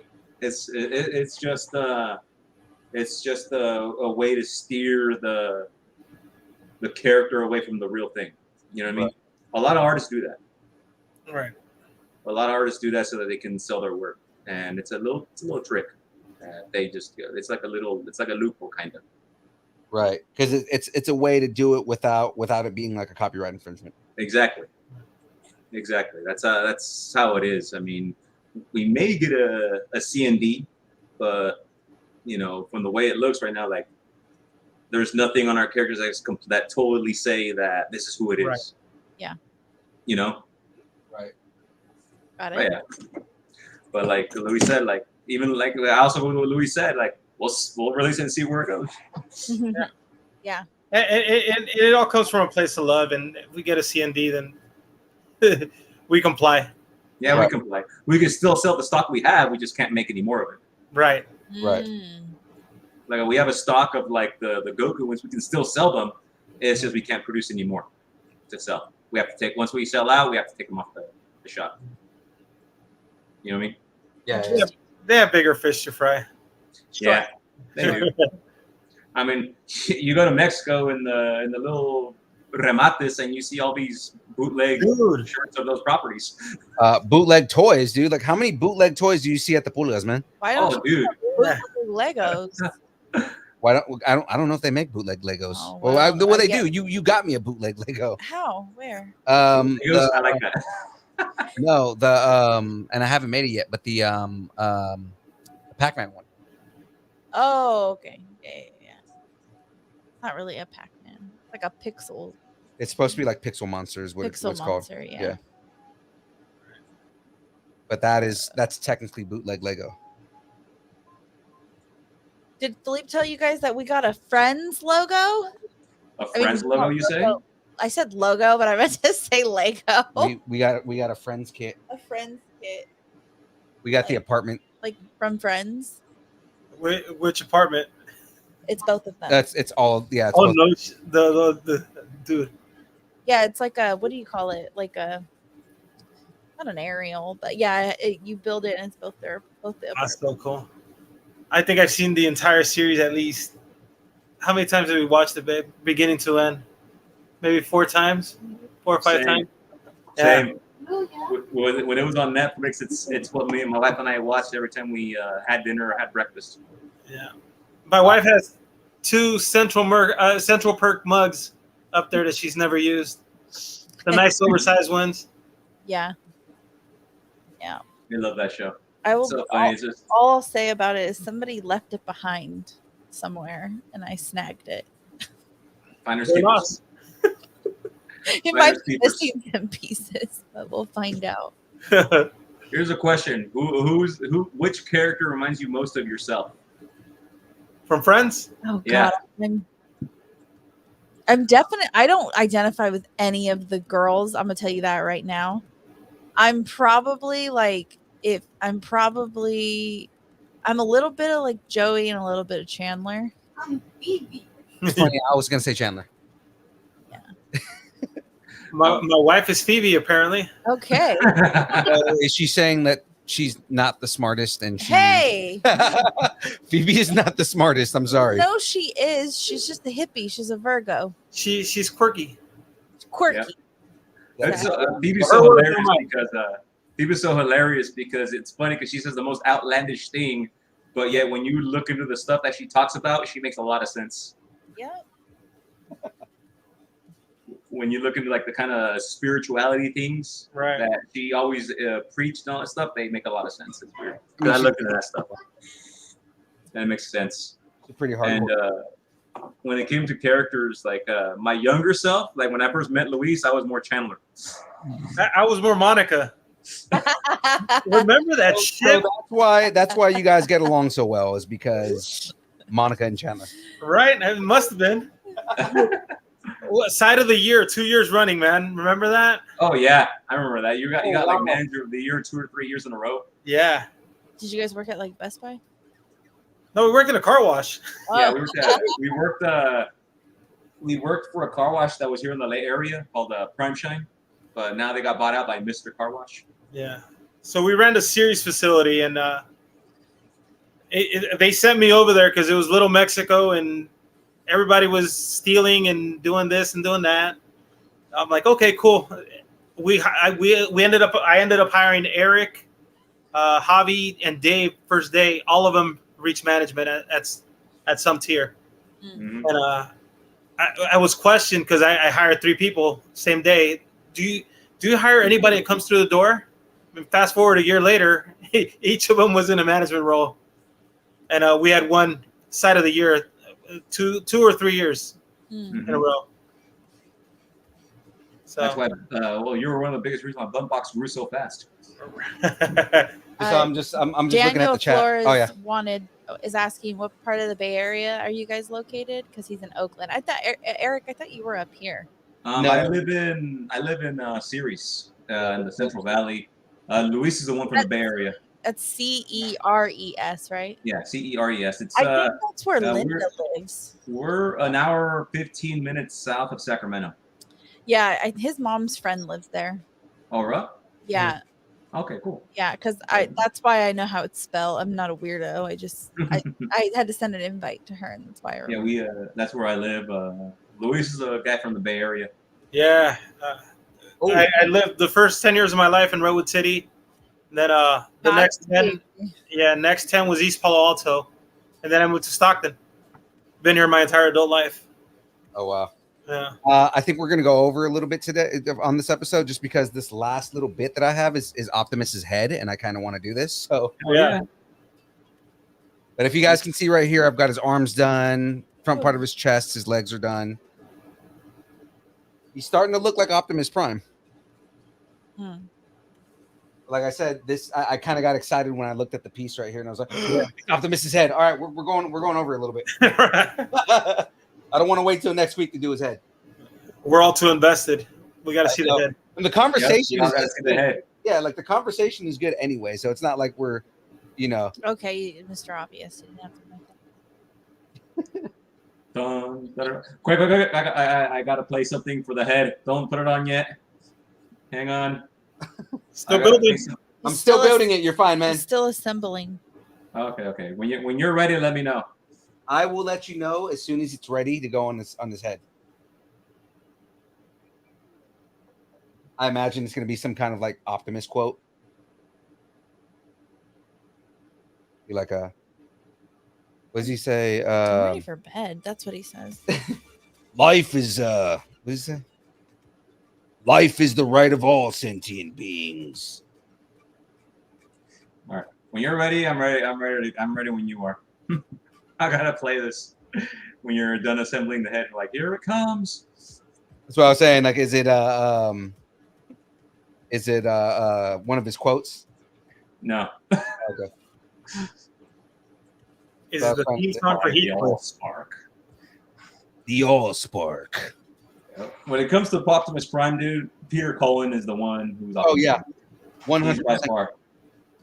Because everybody else at this point is anybody else that has played him has just basically been somebody imitating Peter Cullen.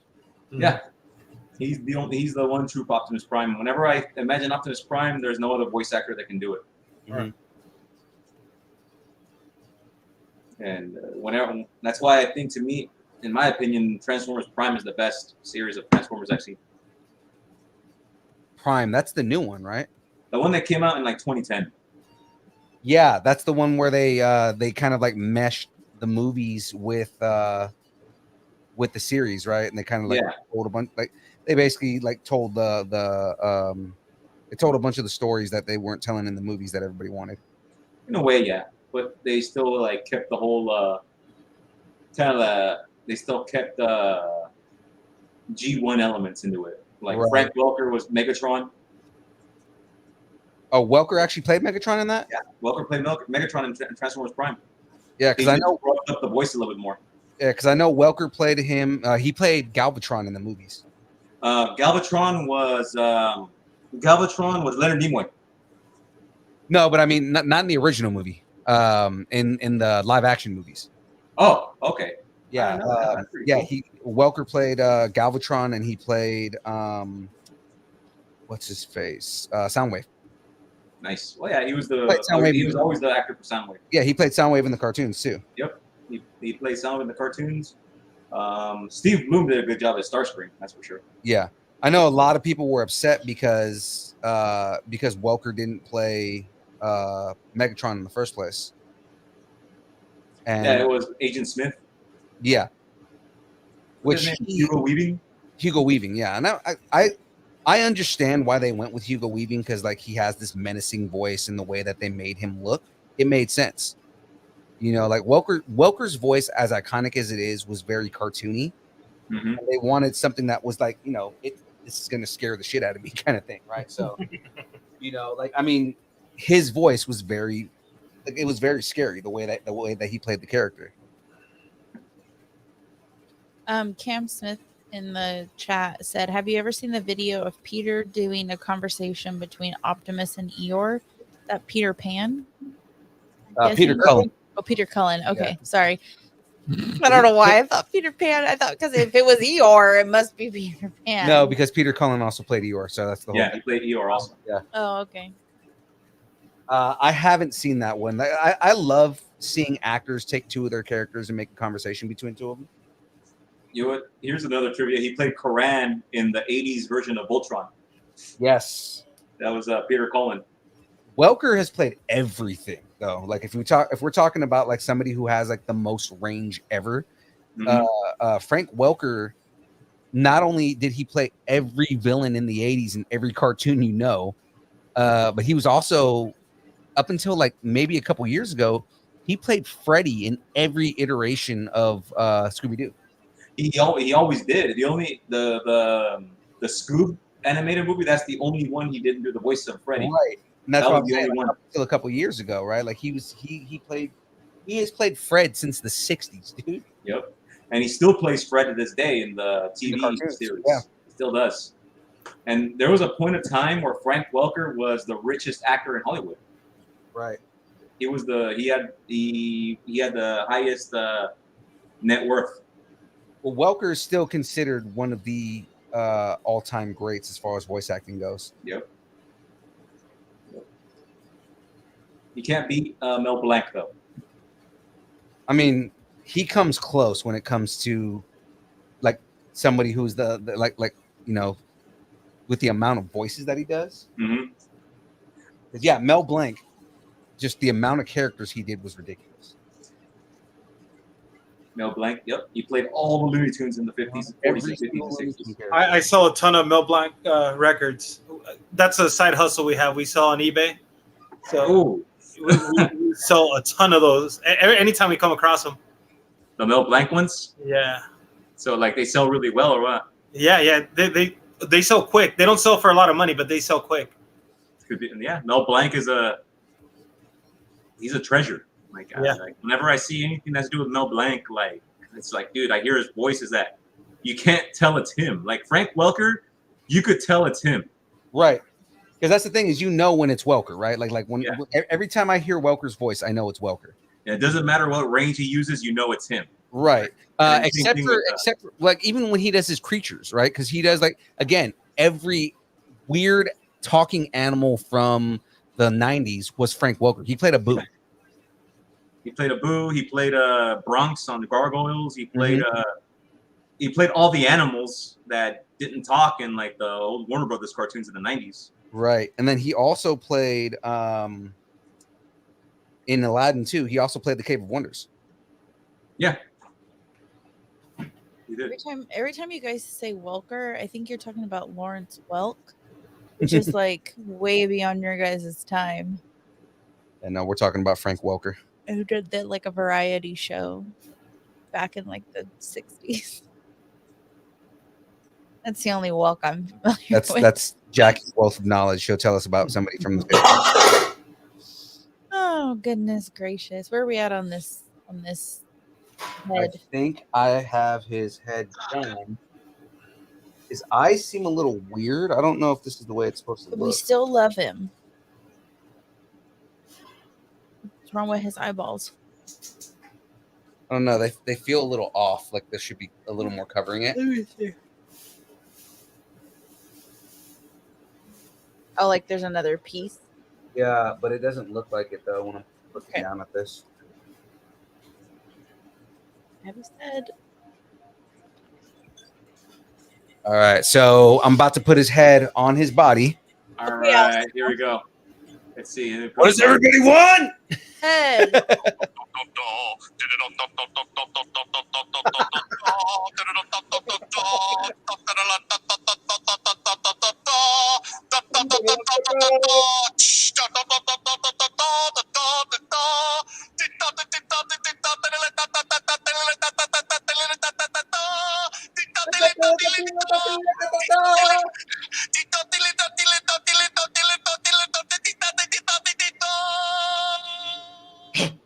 Magnificent.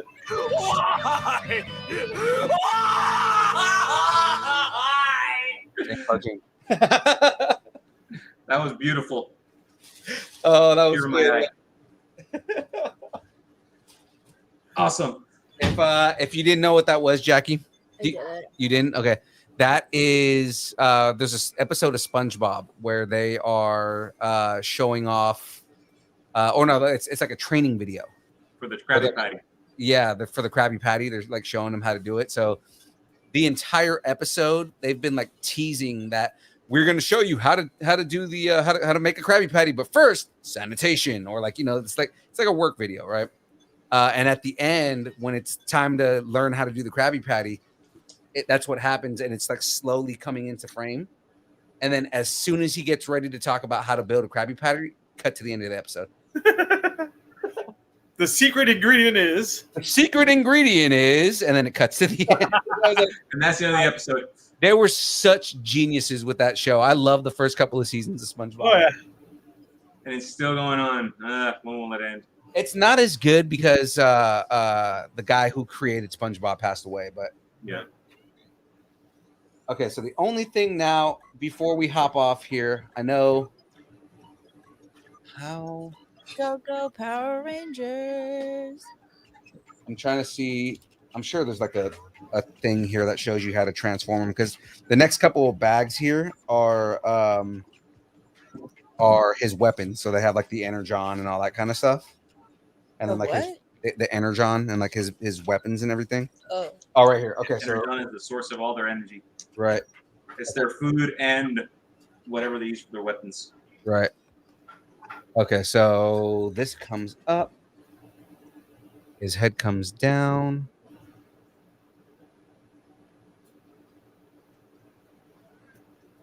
Oh no! Did his head fall off? His head fell off. Should I play the song again when you reattach it?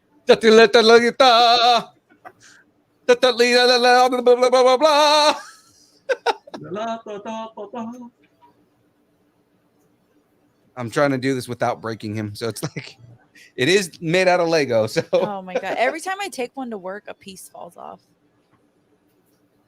should have Tyler come over here and show me how to do it, because he already built his. Gosh, Tyler, you're so fast. Gosh, Make a quesadilla. why don't you eat a dang quesadilla? Quesadilla? Eat a I have dang a recipe for quesadilla. a good keto macro-friendly quesadilla. A keto-friendly what? Yeah, you just have to get carb smart tortillas. Yep. Like wheat keto tortillas. You make an omelet out of egg whites, and you put it on the pan, and you put the tortilla on the egg white, and it makes it bigger. Shredded chicken, cheese, and buffalo sauce. Filling. Or you just go to the taco truck and get one. There you go.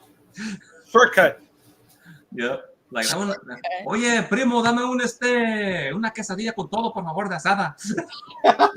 I did that yesterday. I went to go get tires for the van, and I was in my fast, and I'm like, I'm usually pretty good. Okay, I see his hands come down. One night, Felipe and I came home when we were making dinner, and I don't know what happened, but by the time we got to like making the tacos, we only had like 3 like tortillas. And so I had to make my own tortillas. And I'm sitting there going, how come the white girl has to make her own damn tortillas? Handmade tortillas are the best tortillas. I can make a pretty good tortilla. What I'm still struggling with consistency wise are pupusas. Pupusas? Yes, not maybe not so much consistency wise. I think what I have what I don't quite understand is how do you get it so that the cheese is like evenly distributed inside of the pupusa? Because when I make it, it's all just like it's in the center. Like you make the little, I can't remember what they call it, but like the little thing, and then like this in your hand, and then you put the cheese in there, and then you like fold it over, and then you make it into a ball, but then you make it small, and like the cheese it just kind of stays in the middle. I don't know. I don't know if this was as satisfying for you guys, but it's a truck now. The grand reveal, it's Nice. magnificent. This is so dope, man. It is. He turns best into a transformer fucking ever. truck, and then you can transform him. So then, again, his legs pop up this way. You know what's funny about Optimus Prime is that every Transformers fan, he was the favorite. Oh yeah. Of like 95% of Transformers fans. I mean, for me, I'm in between him and Starscream. And it's funny how many people love Starscream and just how crappy of a character Starscream was. He had like a screaming voice all the time. He was always screaming. Screechy. And it's like I hated the way he sounded, but it was like at the same time, you have to love Starscream. Yeah. But then he was killed in the movie. Yeah. He was turned to dust. They had to make way for Galvatron. Yeah. It was hilarious though, dude. It was just when I was watching G1 not that long ago, I was like, good God, his voice makes me want to stab my ears with ice picks. Yeah. It's like, ah! His feet come out. I remember. Do you remember Melina from the tag team M&M with Johnny Nitro and that was his name, Joey Mercury? Oh yeah. Do you remember? Luis remember that? Remember M&M, Luis? Vaguely.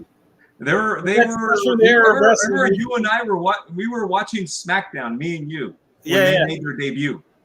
It was the tag team. I remember it clearly. It was the tag team that would come out with paparazzi taking pictures of them.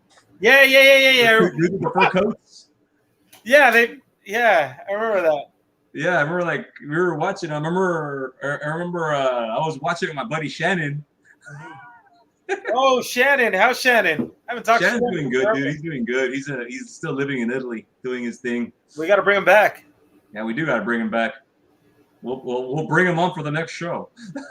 There you go. At this time, it'll be like It'll be at 2 in the morning. Yeah, but we were watching it, and I remember Melina had this habit of like doing this scream in the side of the ring that can be heard throughout the entire arena. Mhm. And it got to a point where it was just like, good God, shut up. Stop screaming. I remember watching it, and my buddy Shannon was like, oh God, someone please just throw a shoe at her. And then a shoe came flying. The shoe didn't fly at her. I just imagined it, and I just started laughing really hard because I just imagined her screaming all of a sudden. Dude, her and Vicky Guerrero. Vicky Guerrero has the most annoying voice, man. Oh, Vicky Guerrero. Yeah. Excuse me. Excuse me. Like, oh my God, shut up! I want to murder you right now. I hate that. But it's on purpose though. She does that on purpose. So it's just she knows that she annoys the crap out of people when she does that voice. Yeah, and not just that. Like when she does it, she doesn't even need a theme song. She just said, "Excuse me." All of a sudden, the whole arena just erupts in booms. It's like, how did Eddie deal with you? Very carefully. Right? He must have been a saint. Eddie was like, I love my wife. It's only because she'll murder you if you don't. When she'll just yell, scream, "Excuse me," and your brain explodes inside your head. Exactly. It'll be like that one scene in what was it? That one scene in Scanners. You know what I'm talking about? In Scanners. Why does that sound familiar? It was a sci-fi horror movie from the 80s. It was Yeah. the one where the famous scene of the dude's head exploding. Oh, I know which one you're talking about. Yeah. I just imagine that when she just yells "excuse me" into your ear. Excuse me! Like, oh my God, stop before I murder you, Vicky Guerrero. Oh my God, stop. That's hilarious. Oh, you got Optimus Prime done, man. Yep. Cam Smith in the chat. That sounds like a bunch of hoopla! Hoopla. Hoopla! No, it's from the same episode. Oh. From the same SpongeBob episode. Oh. Hoopla. Or Chocolate! The funniest part of that whole episode was like this dude is chasing them the entire episode, and then at the end is, I just want to buy some of your chocolate. Like he seems like he's like this psycho killer and he's gonna murder them. But he just wants chocolate. Yeah, exactly. I actually do a pretty decent Patrick. I love you. I love you. Well, here's your problem, SpongeBob. You have it set for M for Minnie instead of W for Wumbo. That was Wumbo. I Wumbo, you Wumbo. The study of Wumbology. I love that. It's basic. SpongeBob was good. It's basic stuff, SpongeBob. Holy Like crap, it's already Patrick getting dark. was That's a crazy. stoner.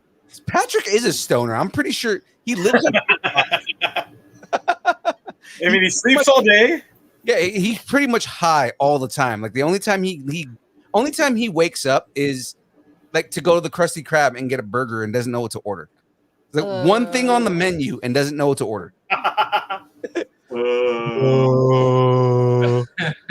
Same episode with a training video. Was it the same episode? It was the same episode. Yeah. What was her acronym? Poop?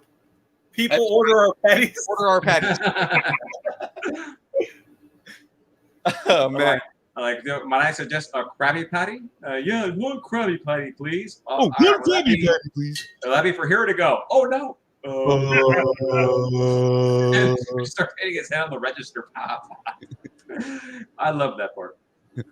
What does he say? He goes, well, that's what fancy people do when they want to drink. The higher the pinky, the more fancy you are. Higher. Now that's fancy. When in doubt, pinky out. Oh yeah, that's cool. I love that. Oh yeah, like I was gonna say. Yeah, they do newer ones. They're not as good as the original ones, though. Nah, they're not. It's different writing team, mainly because the dude who wrote it was also the creator. He passed away last year, I think.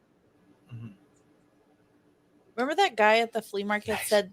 Remember that guy at the flea market we got the Deadpool from?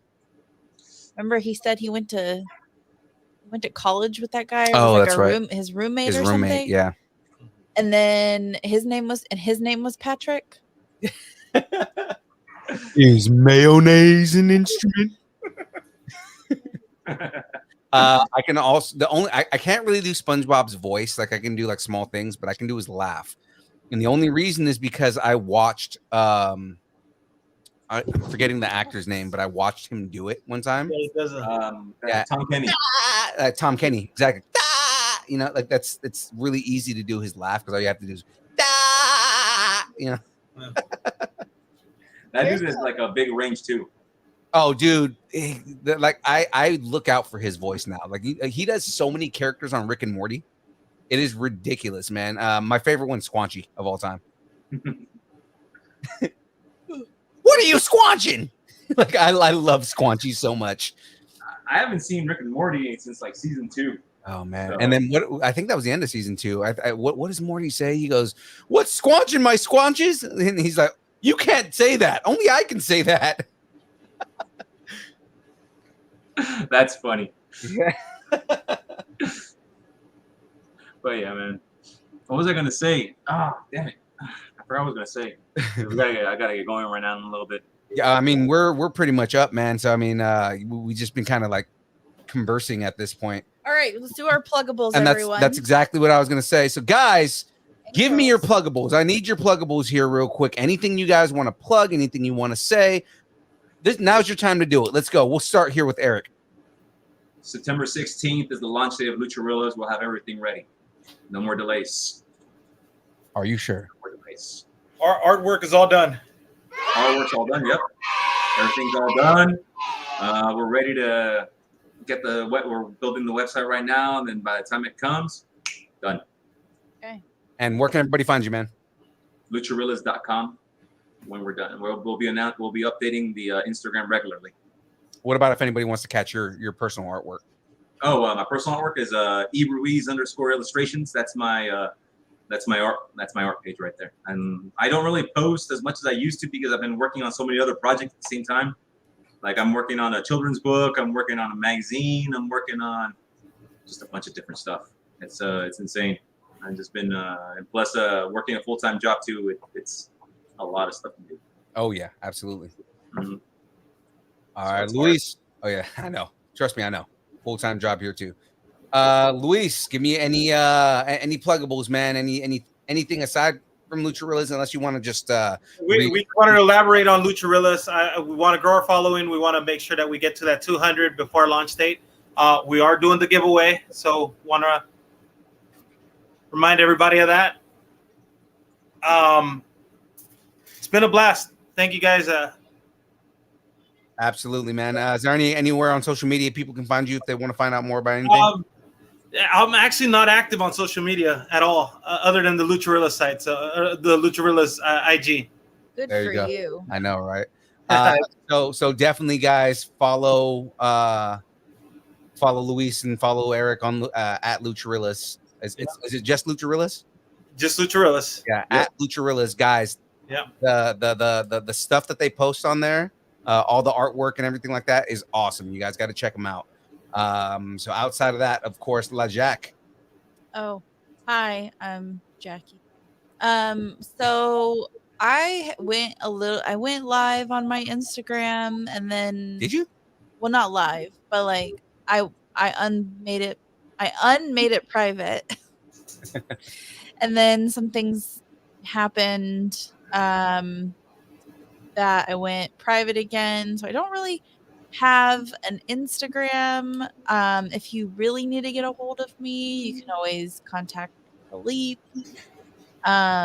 Or you can tag me on the Distance Nerdington post, and I would be happy to interact with you. I'm thinking about creating a different Instagram for like interacting with people. But that's in the works. And let's see. So yeah, that's me. And I'm kind of not that exciting. So this is kind of where I talk about the podcast that I like to listen to. Oh yeah, plug away. So my favorite so I'm a little bit different of a nerd in this group. I'm more of like a history nerd. Sorry. Okay. I'm kind of losing track of thought. So I'm kind of a history nerd. Right now I'm really into wedding stuff, but hopefully after Saturday I'll do one big episode, one big talk about it, and then I will never talk about it again. And so I like history stuff and all that kind of blah, blah, blah. So some of my favorite podcasts are Outside Land San Francisco. It's a podcast about San Francisco history and the things that they're doing with that. Aaron Mankey's Lore, Cabinets of Curiosity, Grim and Mild, Stuff You Missed in History Class. Another one that I haven't really talked about is called By the Book. Basically, it's two ladies that get together and they read a book, and then it's usually like a self-help book that they read, and then they follow that self-help book for a week, and then they talk about it on the show and talk about their experience. That's interesting. With the self-help book. So that one's also fun to listen to. So those are the main ones that I listen to. Science Rules by Bill Nye. He hasn't posted a new episode in a long time, but if you want to go back and listen to the backdated stuff, that stuff is also good. And yeah, those are the podcasts that I listen to. Mostly on my way to work in the morning. So, okay, that was really long. Bye. Well, guys, of course, you can always find us at all of the places. If you're looking to find us, we're on Twitch, Twitter, Instagram, TikTok, YouTube, Facebook Live, all at Distance Nerding. Ladies and gentlemen, we are we don't have any major shows coming up right now, but of course, next month we've got California Republic Comic Con. We also have Heroes Fest down in Fresno. Heroes Fest on September 17th, and California Republic Comic Con on September 25th. I'll be there. You be there? There we go, man. So perfect, man. Maybe you guys that's right after your launch. Maybe we'll be able to see some of that merch, right? Oh yeah. There we go. Hopefully. So perfect right there, guys. This coming week, this next week, it's our post-wedding extravaganza. No, in all reality, we're having Av Cruz on, friend of the show. He's the owner of Beehive Collectibles here in Sacramento, and then also he's one of the hosts of the Average Nerds podcast. So it's going to be fun to have him on, talk about his business and talk about the podcast that they're on. We have a whole bunch of fun when we feature on their show. So, guys, we will see you all next week. It is now time for the dance party. I know, Luis, we didn't warn you about the dance party, but yeah, man. Basically, just something around that's around you and dance with it. Easy enough, right? Play some sonidito. I'm gonna play some banda music. It'll just make it easier to dance to. Let's Right? do it. Do it. Oh God.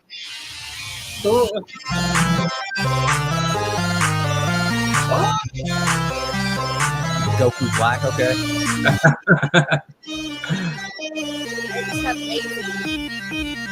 We'll do this one. There you go. Mozzarella, baby.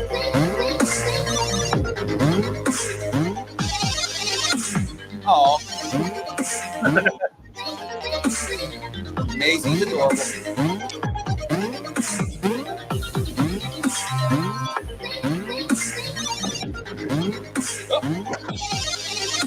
Yes, Cam, there is an episode on Wednesday, so we will see you on Wednesday.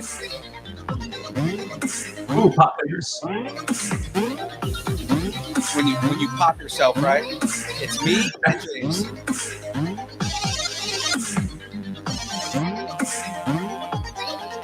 Hey, too sweet, man. Whee! I don't know if you see me. You guys see my shirt? Braun Strowman. Braun Strowman, get these hands. Oh, my shirt. All right. All right, guys. See you later. See everybody next week on Wednesday.